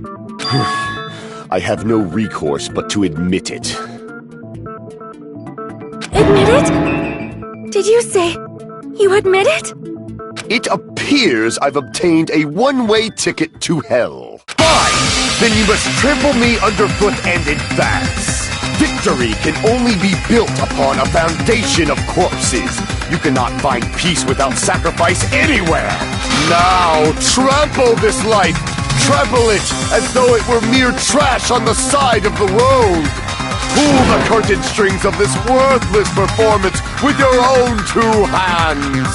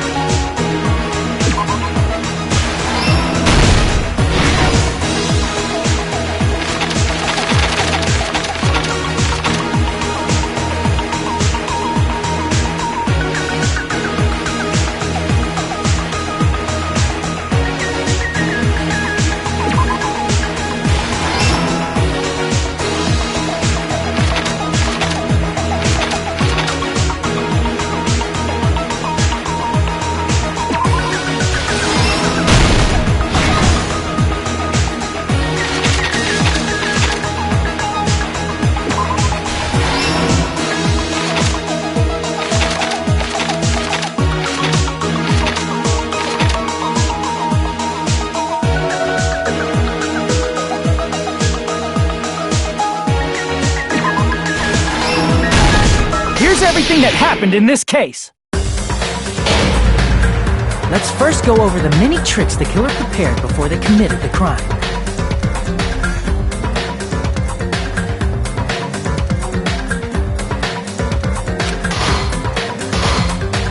First, they destroyed the contact elevator. This separated Nagito and the others in Strawberry House from our group in Grape House. Next, they lured Nekomaru out by himself by turning back all the clocks in the funhouse by 2 hours. Additionally, in order to secure an alibi, the killer went to the Strawberry House lounge and set the wall clock's alarm to 5:30 a.m. After finishing their preparations, the killer went to Strawberry Tower with the necessary tools in hand. They obtained these tools from the Octagon, which you can enter once you clear the final deck. This means the killer discovered the secret of the funhouse faster than anybody else. That secret being, Strawberry House and Grape House are actually the same building. On the morning of the incident, Nekomaru woke up and headed over to Great Tower for a specific reason.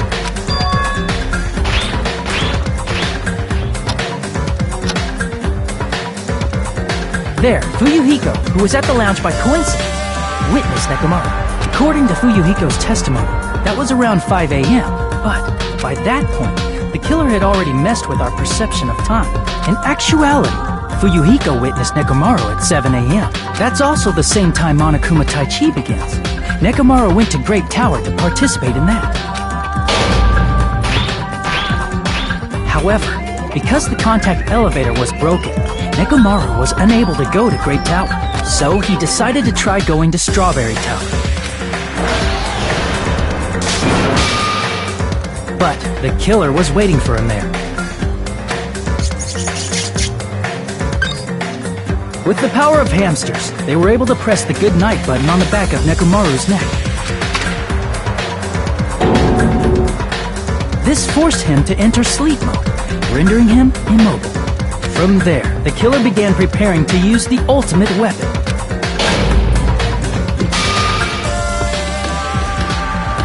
First, they set the alarm in Nekomaru's chest to 7:30 a.m. so he'd wake up. Then they tied him up with a metal wire, tied the tip of the wire into a loop, and hung it on the doorknob.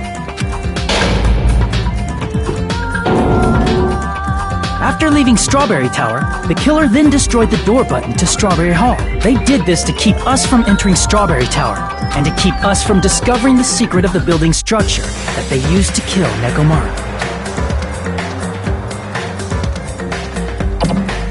Then, they used the secret octagon passageway to travel to Grape House. After arriving at Grape Hall, they pressed the button to open the door to... When that happened, the elevator-like floor of the tower began descending, and Nekomaru's body was still inside, dangling upside down in midair from the wire. The killer entered Grape Tower to see if their setup was successful, and placed a hammer on the floor to look like the weapon, then wrapped a chain around the back door. This was done to make us falsely believe we couldn't enter the tower from Strawberry Hall. With this, the killer finished their setup and tried to go back to their room using the secret passage, so they could craft their alibi when Nekomaru died from the fall. But something unexpected happened. Fuyuhiko, who saw Nekomaru earlier, was still at the lounge. As a result, the killer couldn't return to their room, and with no options available, time ran out. The lounge's wall clock alarm started ringing at 5:30. Well, actually 7:30. To avoid a worst-case scenario, the killer was forced to appear in front of Fuyuhiko with the others. When the wall clock's alarm rang, that was also the same time Nekomaru was waking up. He woke up while he was still hanging upside down, so he couldn't help but sway his body powerfully. Originally, the loop of wire was only supposed to slip off the doorknob, but because there was a heavier load than expected, the doorknob ended up breaking. Nekomaru fell from the 4th floor all the way to the 1st floor. He crashed into the pillar, which decapitated him on impact, and died. The sound of Nekomaru's impact echoed throughout the funhouse. However, by this point, the killer's plan was about to fail, thanks to the broken doorknob and Fuyuhiko. Meaning, the killer is someone who wouldn't have heard the alarm if they were in the deluxe room. They also wouldn't have been able to return to their guest room, because Fuyuhiko was at the lounge. That someone is Gundam Tanaka. I can't think of anyone else but you.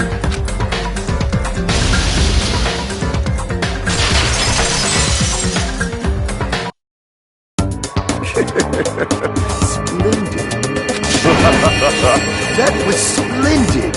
For a mere human, you did quite well. Stop. Stop it already. Stop using weird words to avoid the truth. Or I'll friggin' kill you myself! I cannot believe it. I just cannot believe. You killed Nekomaru? I cannot believe something like that! You don't wish to forgive me? Do you feel regret? Then finish it! Cast your impure votes for Gundam Tanaka! My beloved, deadly foes, let the voting time begin!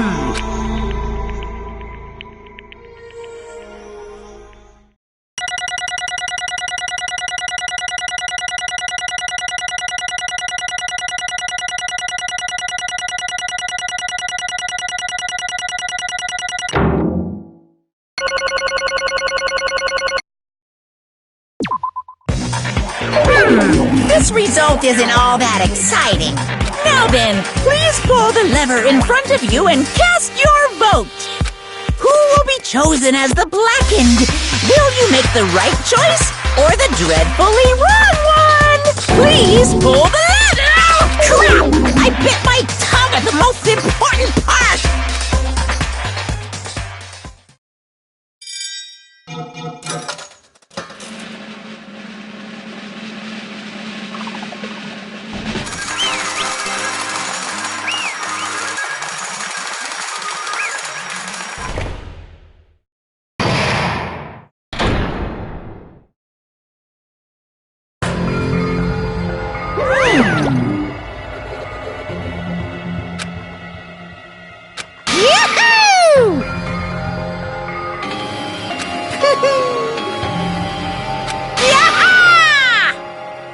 Nice!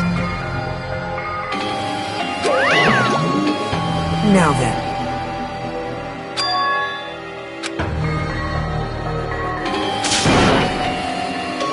Jeez. Fall, my tears. Listen well! How beautiful.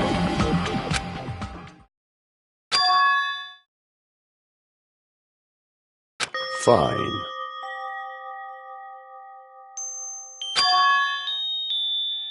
Damn it! This, too, must be the will of causality. You. Let's make history.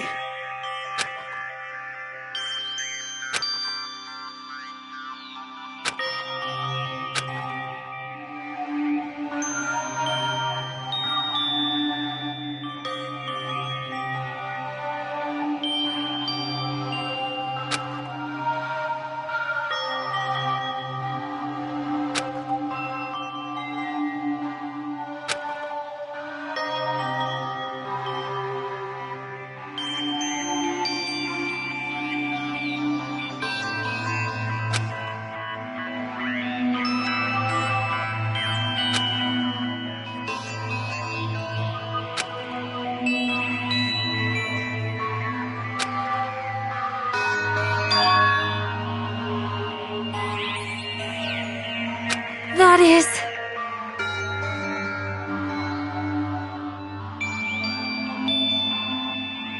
Let me tell you this.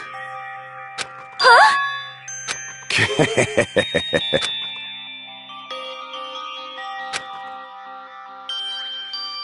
I can see it! Could it be?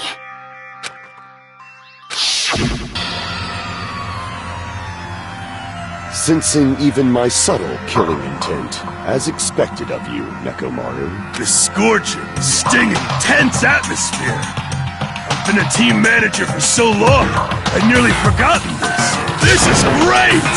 What a comforting atmosphere! That's a great one. And what is your reason? Do you intend to resolve this situation by killing me? I am the Warlock, Gundam Tanaka. Heroes, Lords of Darkness, and even the gods themselves flee from me. I do not cling to any trivial reason. I'm simply going to kill you because your very existence is an annoyance.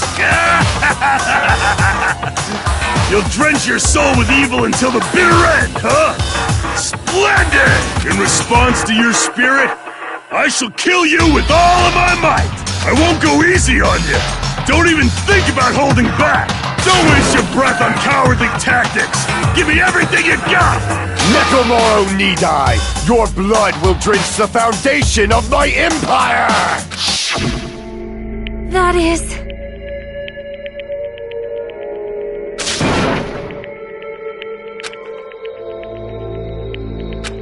Let me tell you this. You weakling!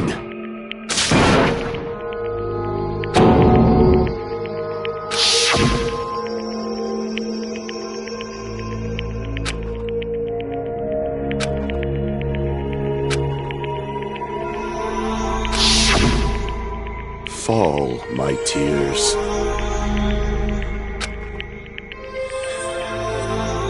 If you flinch, you will die! Let me ask. Fine.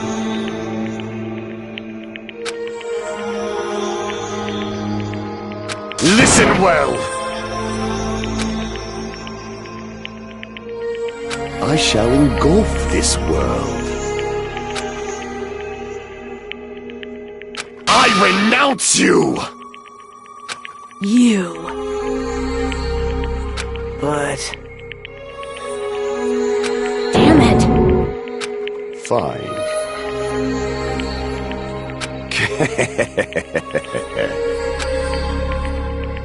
Fall, my... Oh. You... Let's make history.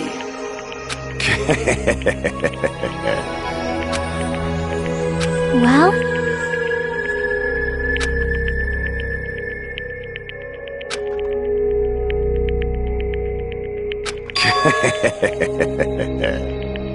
My name is Gundam Tanaka!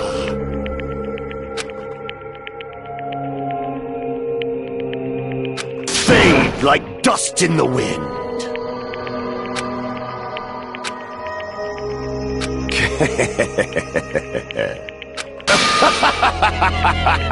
Yes, indeed. Please wait! I beg of you! Huh? I beg of you! How pitiful.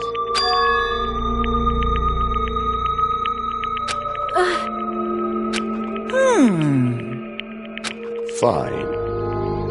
What is it, my four dark devas of destruction? Are you worried about me? Oh, my feared four dark devas of destruction. That is not like you at all. However, there is no need to fear. In this world, I am only a temporary visitor. I was simply visiting for a moment, and now that my duty is complete, I must return to the darkness. That is why, until the very end, pride, conceit, courage, insolence, fearful of nothing, daunted by nothing. Let us laugh uproariously! That is Gundam Tanaka! I shall stick with my evil until the very end! Open sesame pandemonium! I shall fill hell with true hell! Let's give it everything we've got! It's punishment time!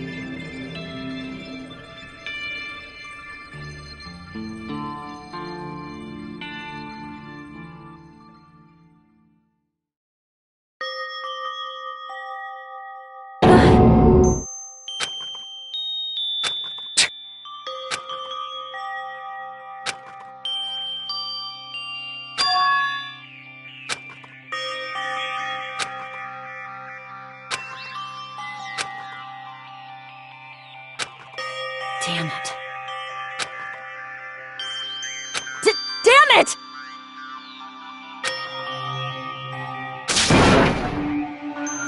The worst. Oh.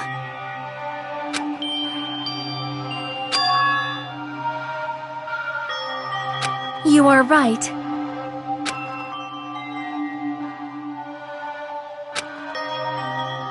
You are right.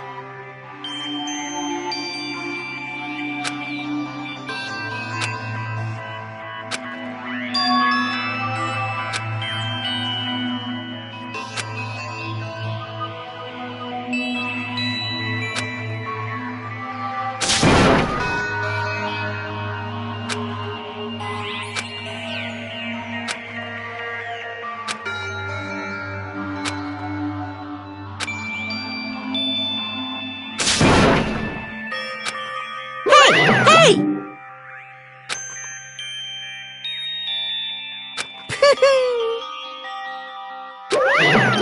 Wait!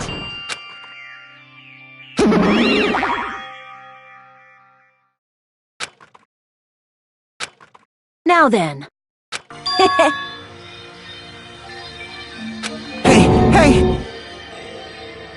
It's not like that.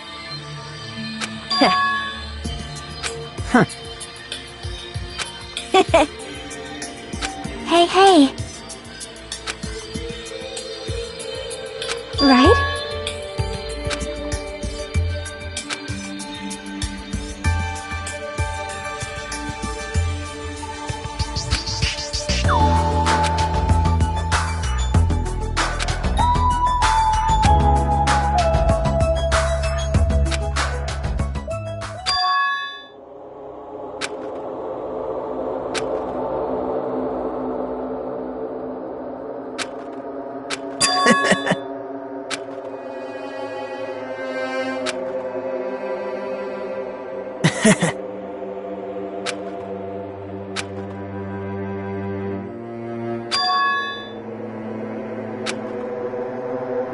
Well...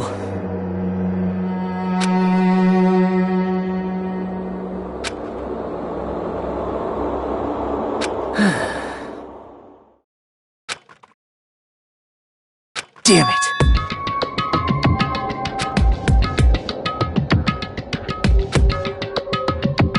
It's obvious. Monokuma appears! Now then. What's this? What's the matter?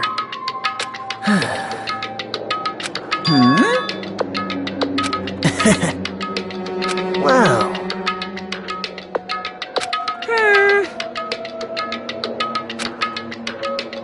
Hello. Hey,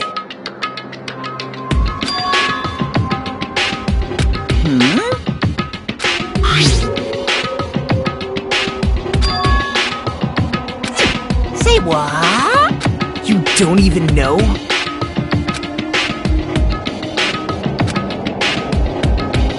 Isn't that right? Of course. But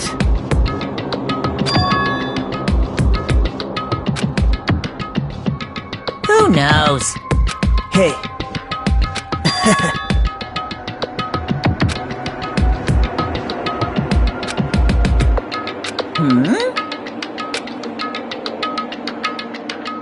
well, right? You're getting all riled up.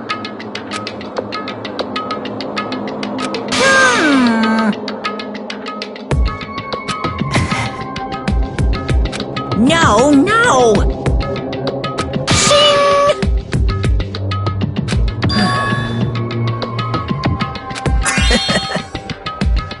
Huh? Hey,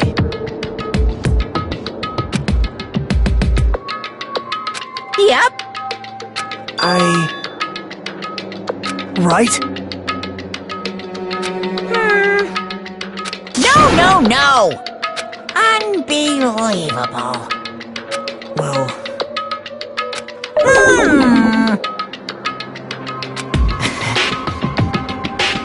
you're right.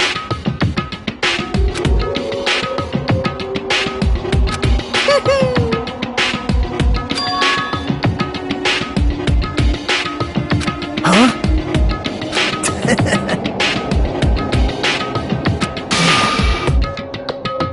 Like, Wow.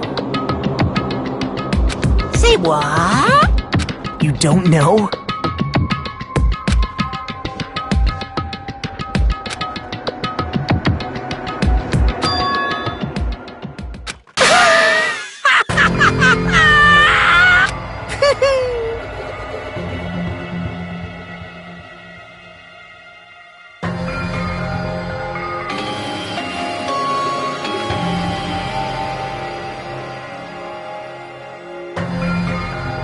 Hey.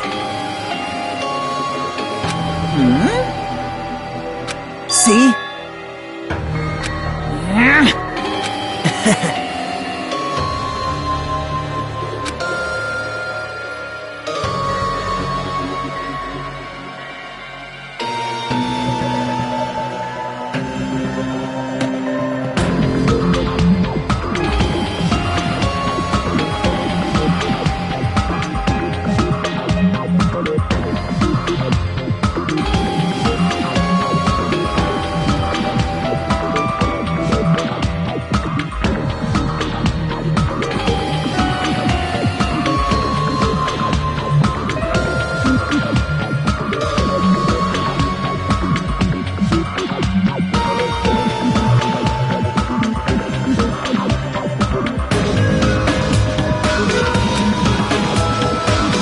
Hey. That's...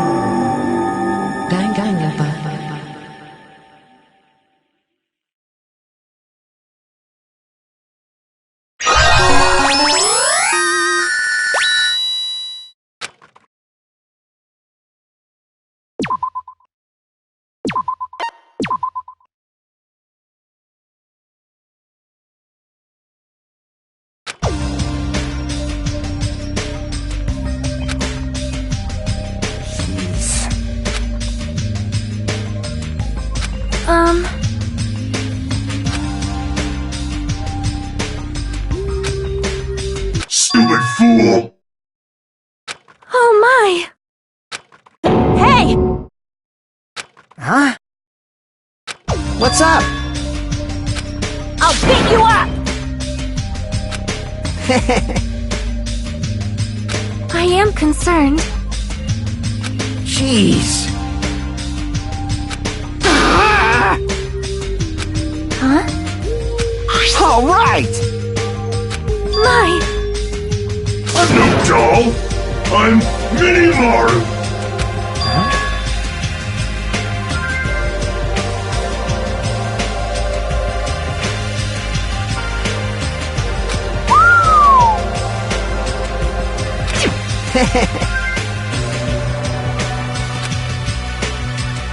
Are you serious? Thanks. Well... I'll beat you up! Whoa! Man.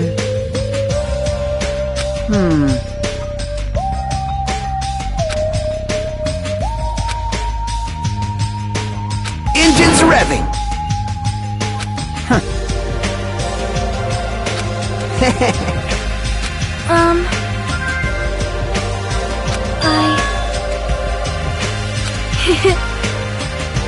Miss Sonia? Oh my! Are you kidding me? Jeez. I am Mini Maru. Man. That's right! You serious? Of course!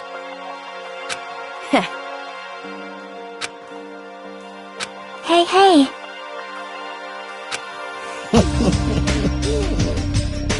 Well,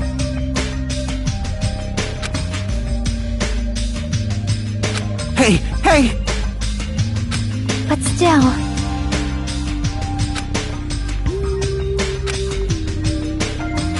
now then.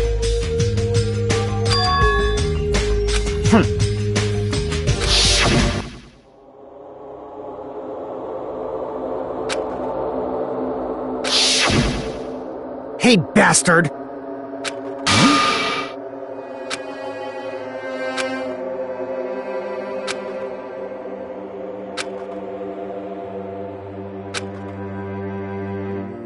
Huh?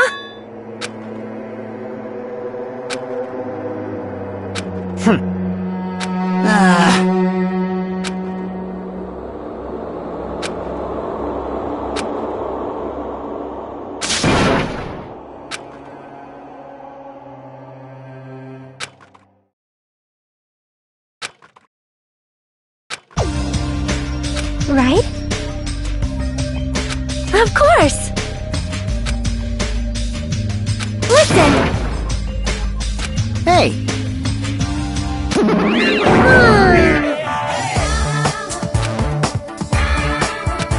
I am sorry!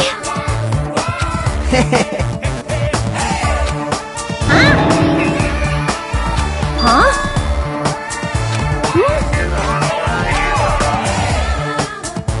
You? What? hey, hey.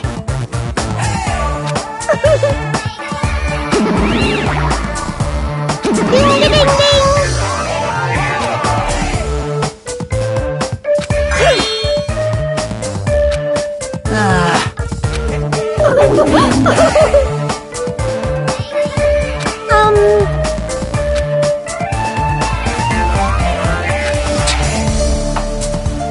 Don't misunderstand. So... I'll show you my serious side!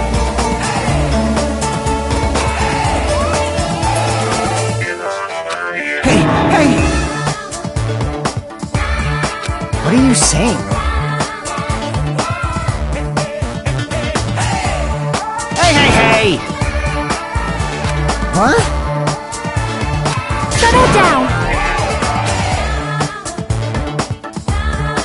All right! Damn right. All right! Starting to get pumped up!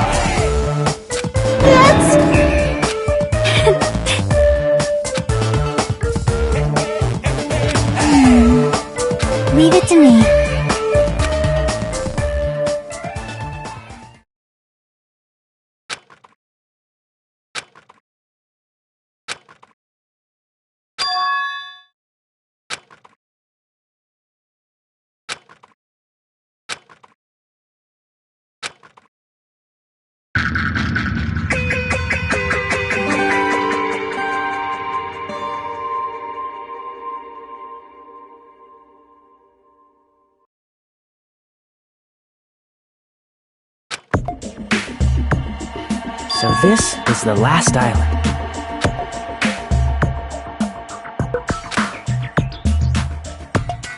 I guess it has an ambiance befitting of a final island.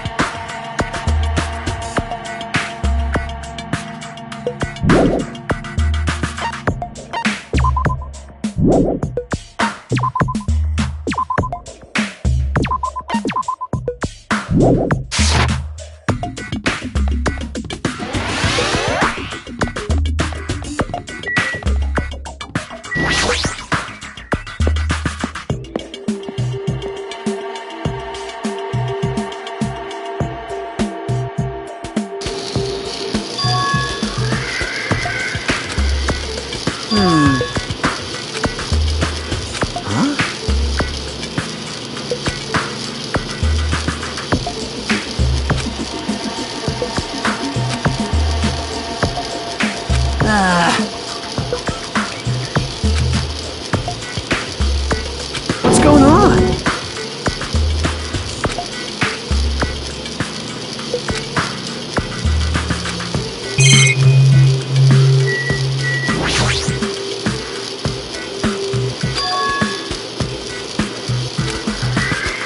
Hey, hey! Maybe... Fine. Hey! Bye-bye! There's something wrong with you. What's going on?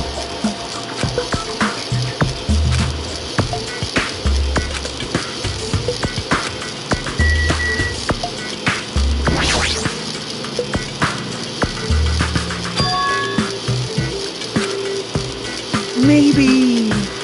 You serious? That was close. Hey!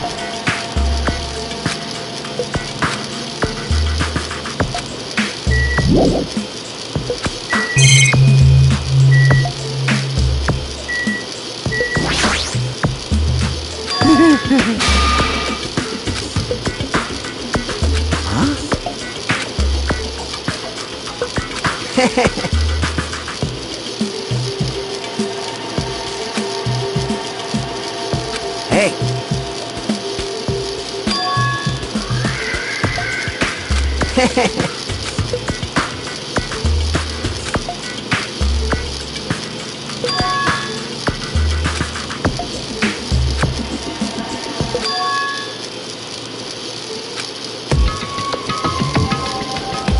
Yeah.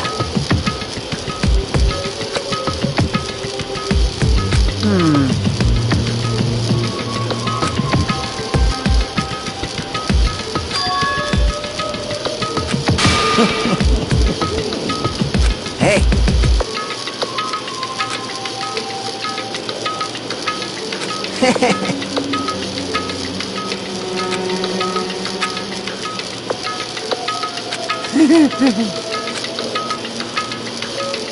Of course not!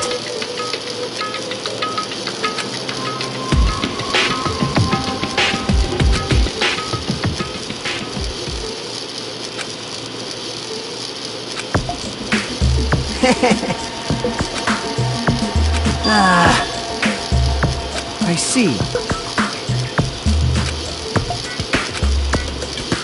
That's right! This is bad.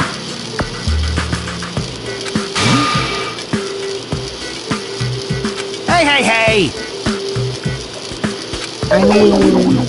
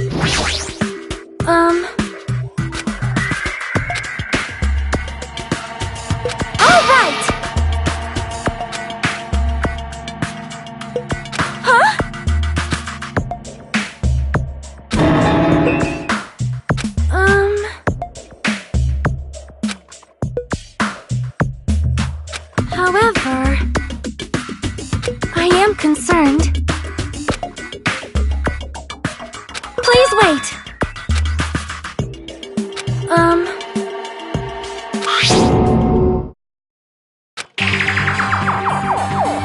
However...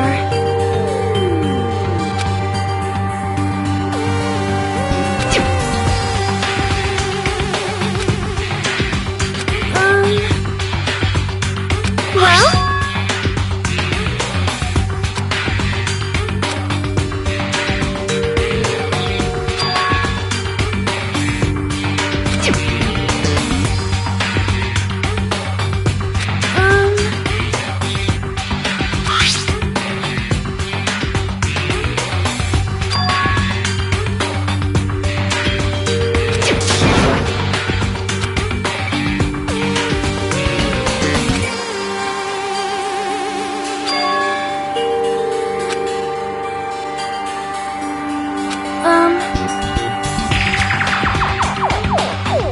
Well?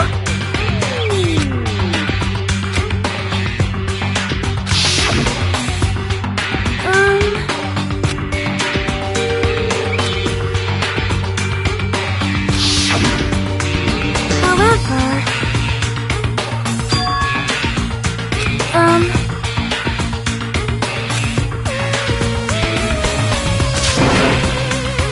Perhaps...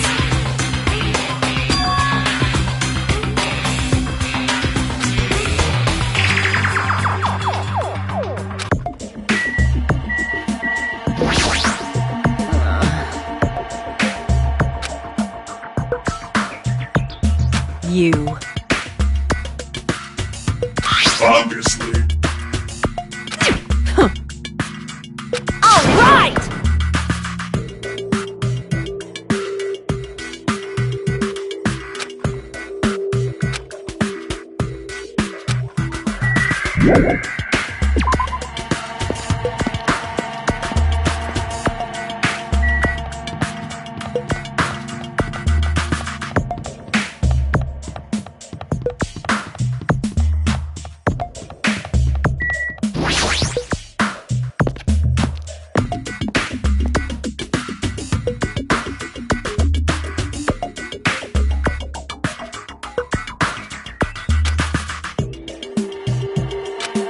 Hajime. See? Well?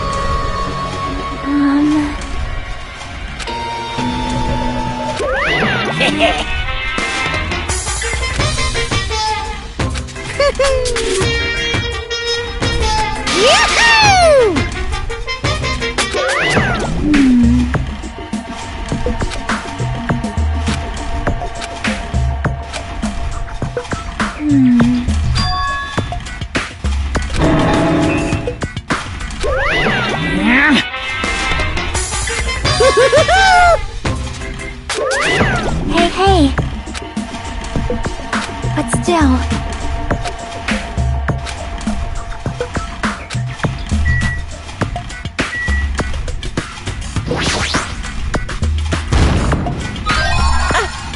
I've been found!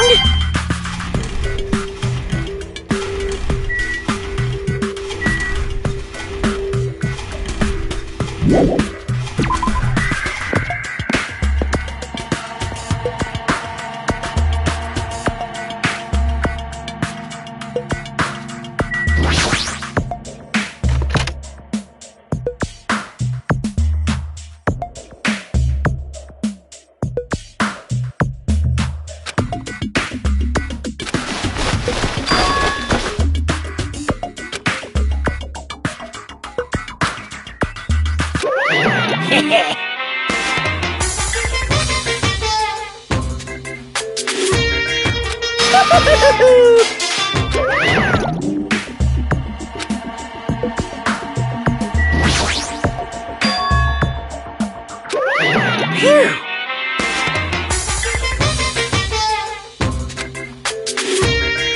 You're so stupid!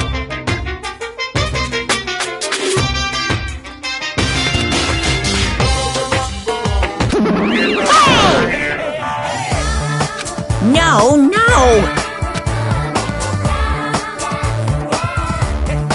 Hey, hey! I won't forgive you! My little sister! Hey, Hey! shing! Ooh, In other words, you stupid brother!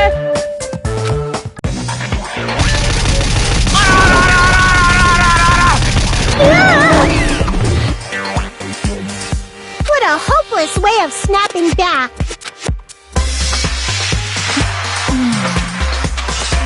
special bleeding service! Here!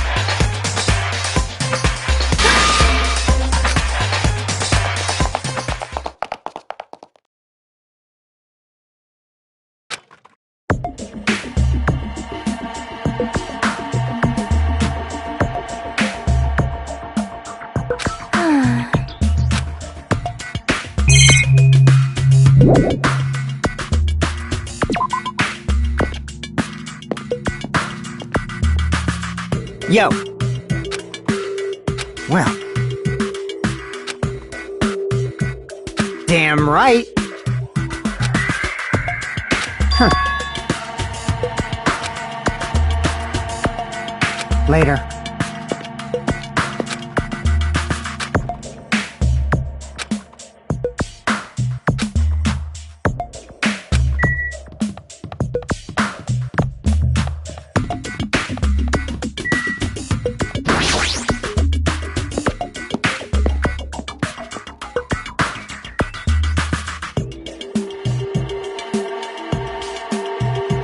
Huh?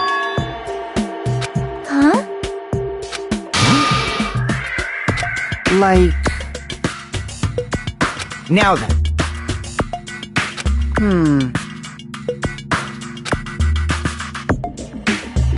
However, Well. Huh?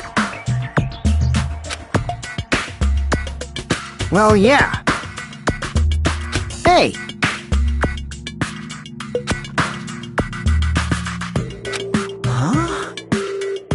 That's wrong.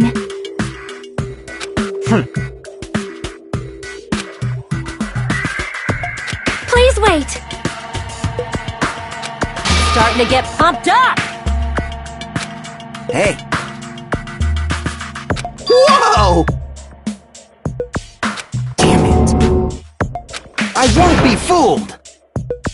Settle down. Listen. Oh my. Well? You insolent fool!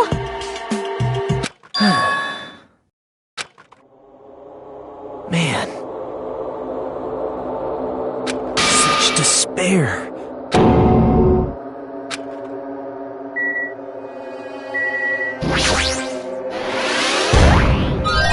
No.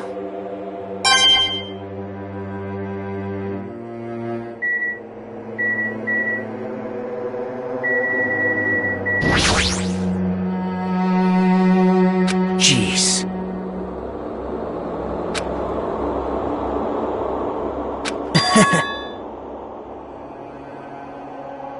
That is... Now then. Well...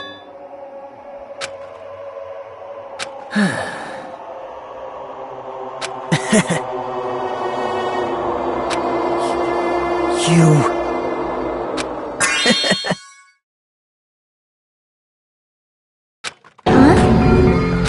How about it? What?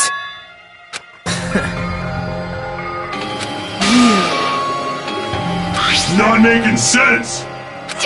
Jeez. Right? Huh? That is an order! That's right! Well?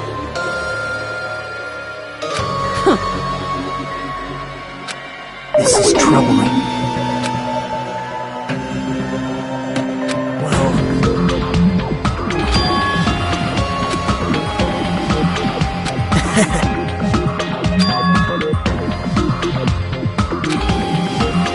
Actually...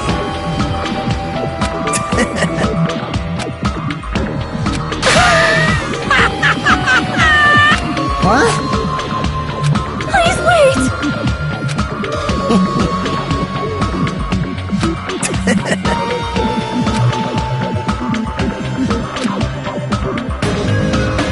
This is exciting! Ooh. Now then.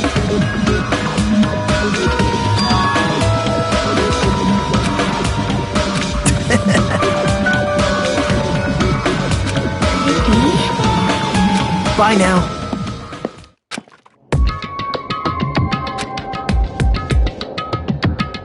Hey!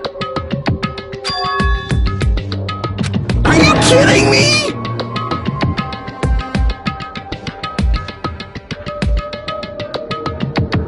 Damn it! Please wait!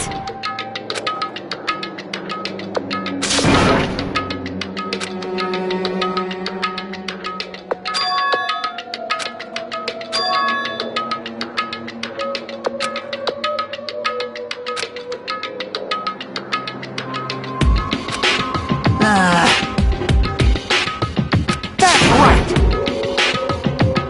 Oh. I'll show you my serious side. I'm here too!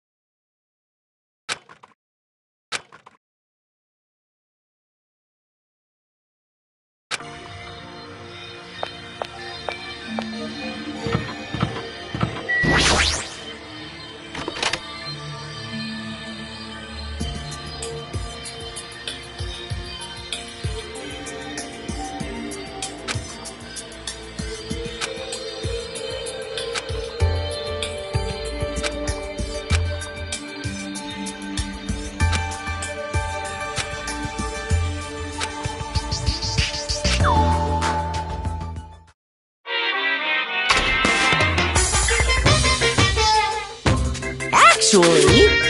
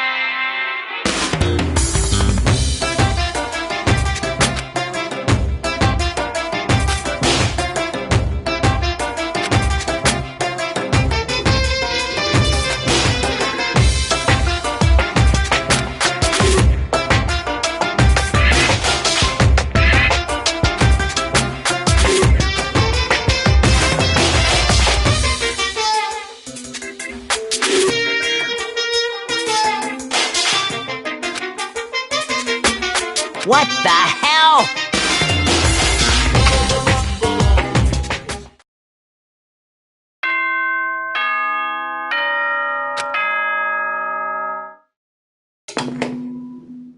Ahem! Hope's Peak Academy School Trip Executive Committee has an announcement to make. Good morning, everyone! Look Looks like today is gonna be another perfect tropical day! Now then, let's show some enthusiasm and make sure to give it our all today!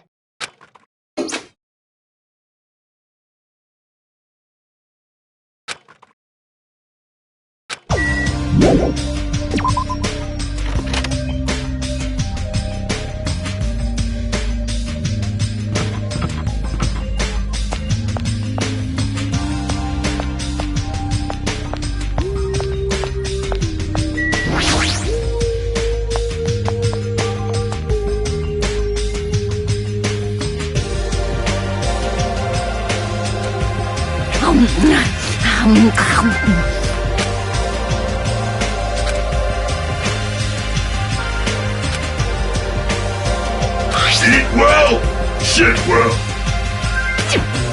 For now.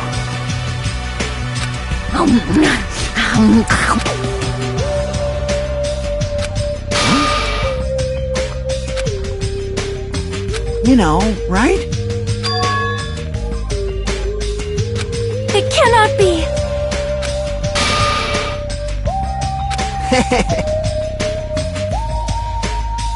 Hey, bastard!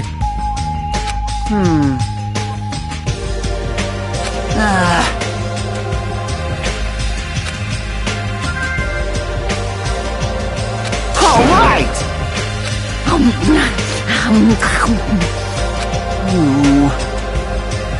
Of course!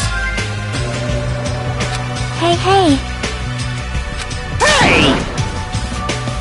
Right! Jeez, you're You know, right? No way. So... Hey, hey! Well... Hey, hey! You... Hey! Oh. All right!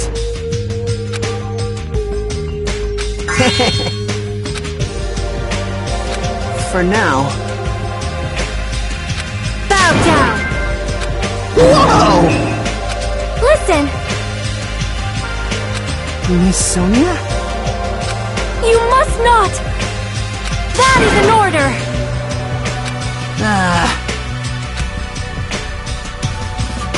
I'll leave that matter to your discretion. Damn it!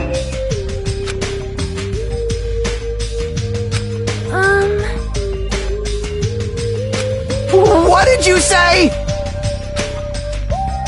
Damn it!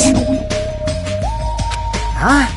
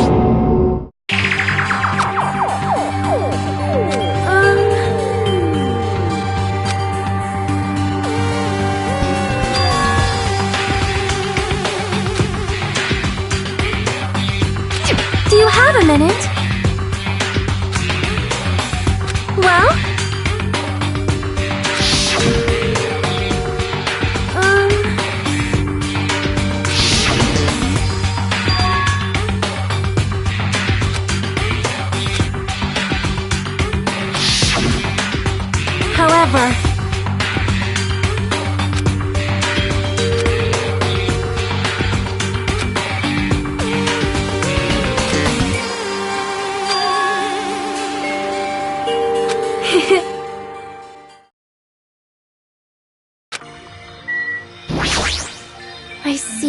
I see.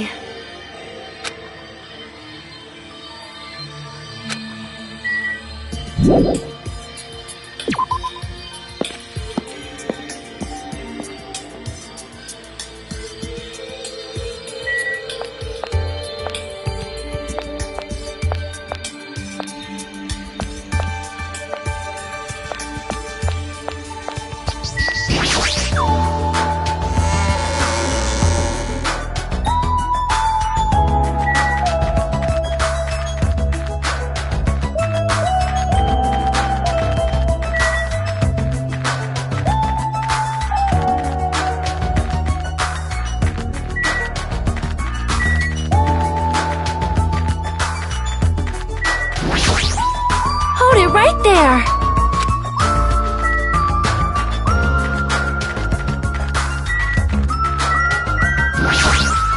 I see.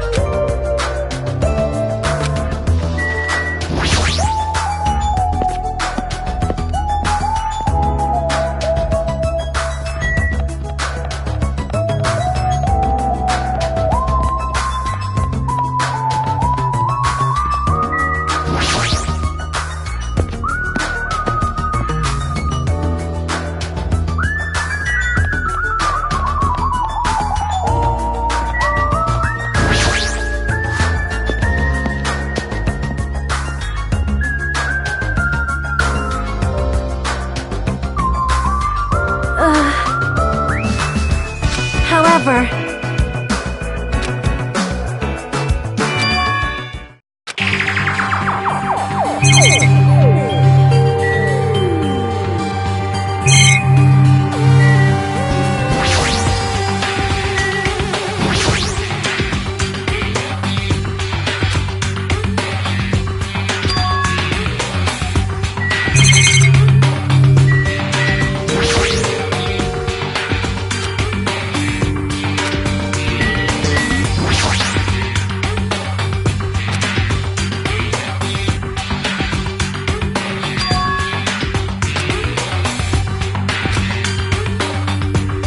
Please wait!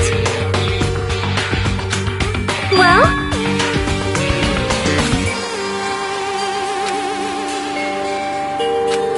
I am concerned.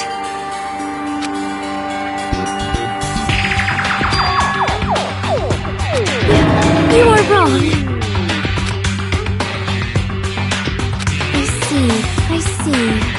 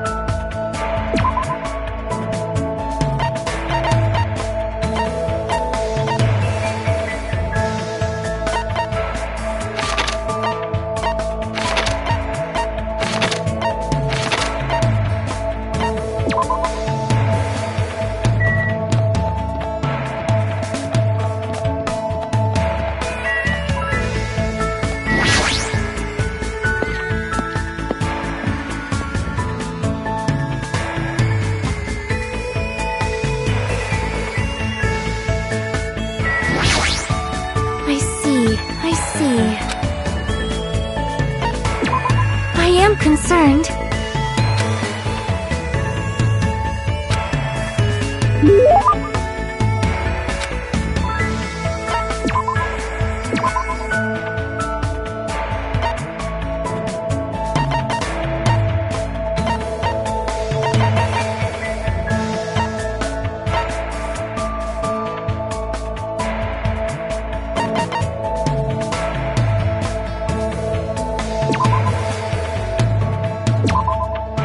My! Well?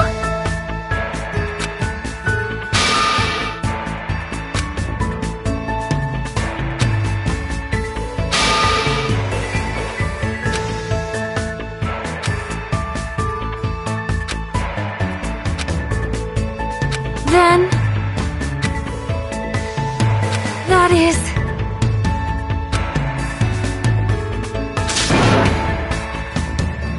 I am concerned.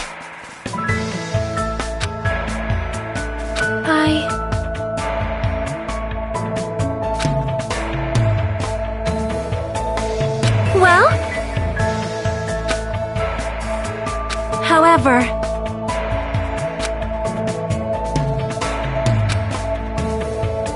Please wait!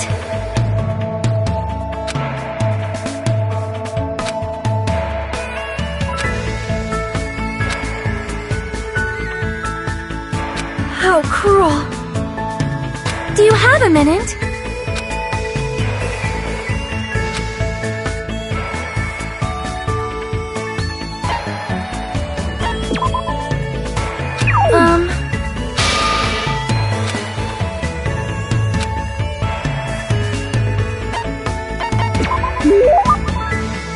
However...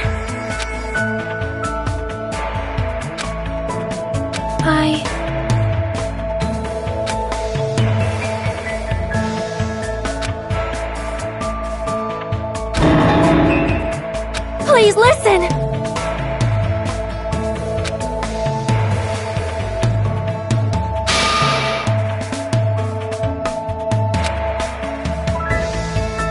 Perhaps...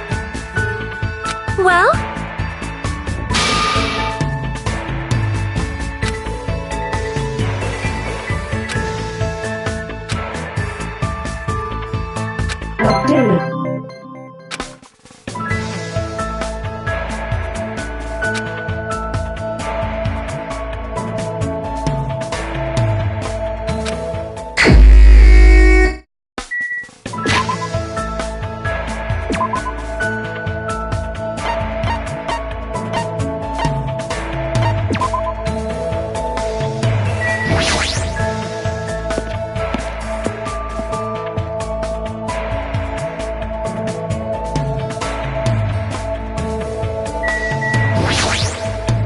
Super difficult. Hey, hey!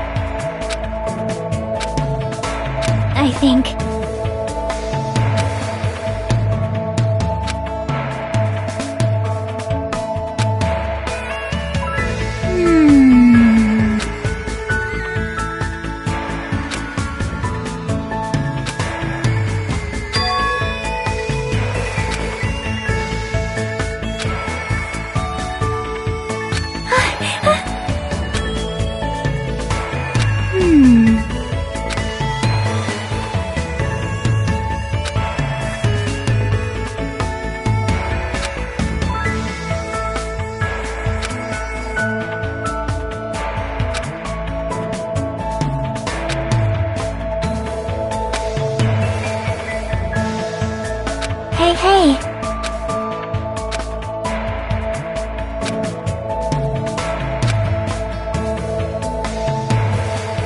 Huh?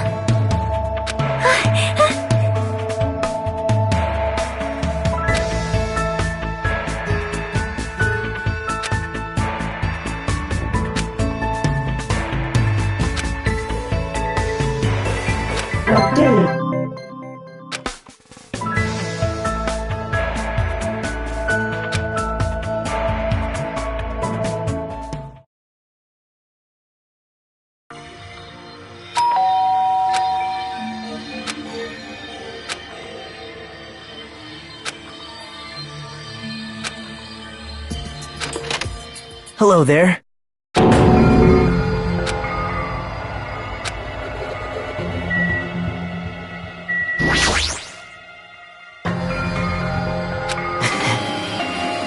That's not it. Well...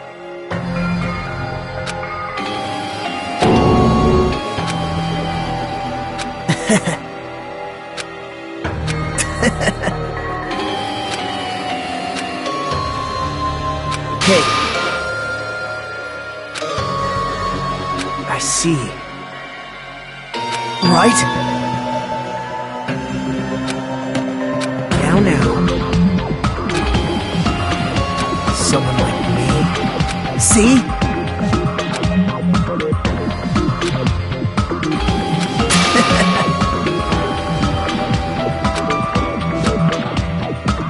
Yep.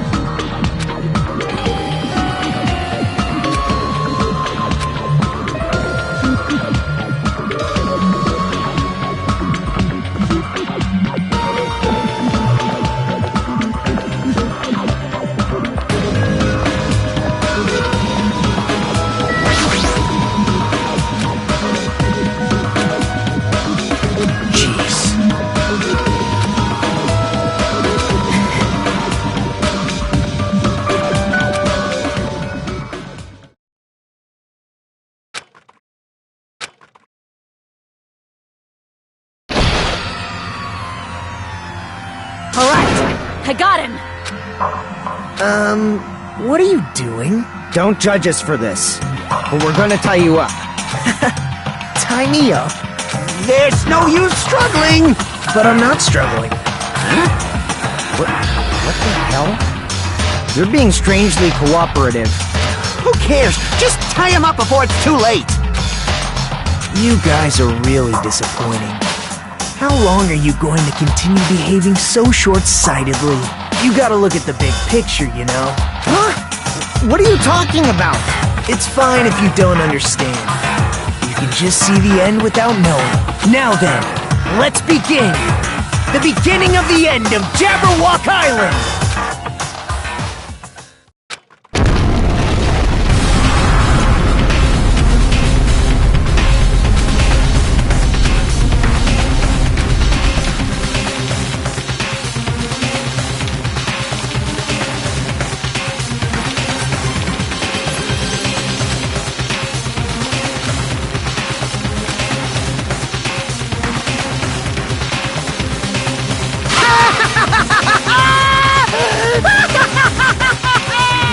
It's amazing! These amazing fireworks surely befit the beginning of the end! It's over. This is the end. The killings are done for good, scapegoating the weak in the name of justice, while fearing when the others will stab you in the back. This game of self-righteous hypocrisy ends now! And to do that, I will destroy Jabberwock Island! What do you mean? That was just a little demonstration. That's why it's the beginning of the end. The actual bomb I'm going to use isn't nearly as weak. I've set up a large number of bombs in a certain area of the island. If all those bombs explode, the force will be enough to wipe out this entire island!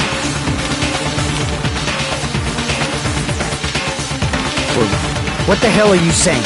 If you do that, of course, I doubt we'll walk away from this unharmed. But there's no other way. The actor is expected to leave the stage during the finale, Is this bastard serious? Nagito, please stop! Are you crazy or something? No, that's not it. I'm not the crazy one here. The one who's really crazy is... What? Emergency!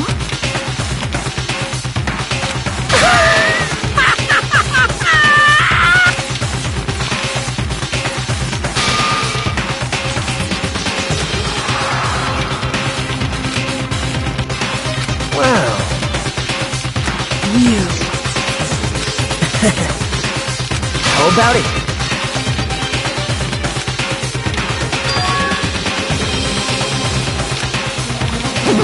Emergency! Hey, come on now!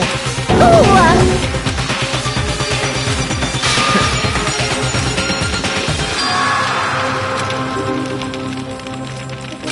Why?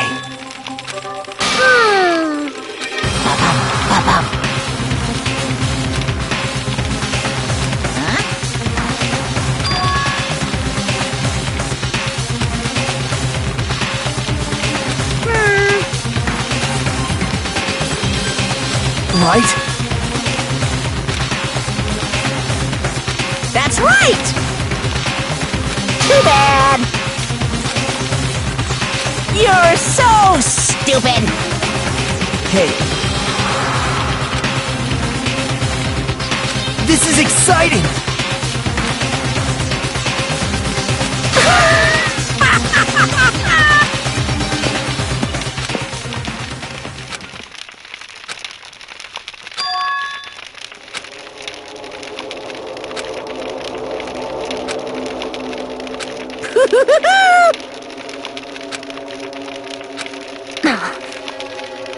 Damn it! Hey, hey! Damn it!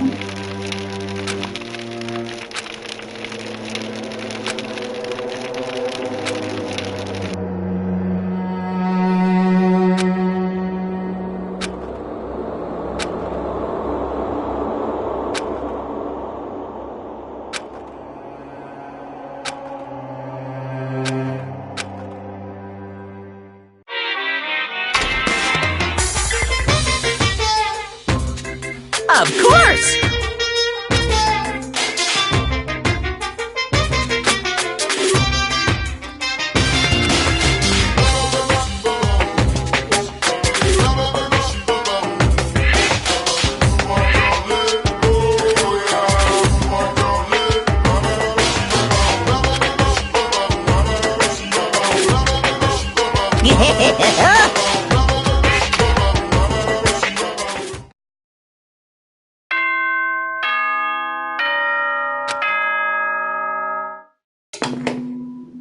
Ahem!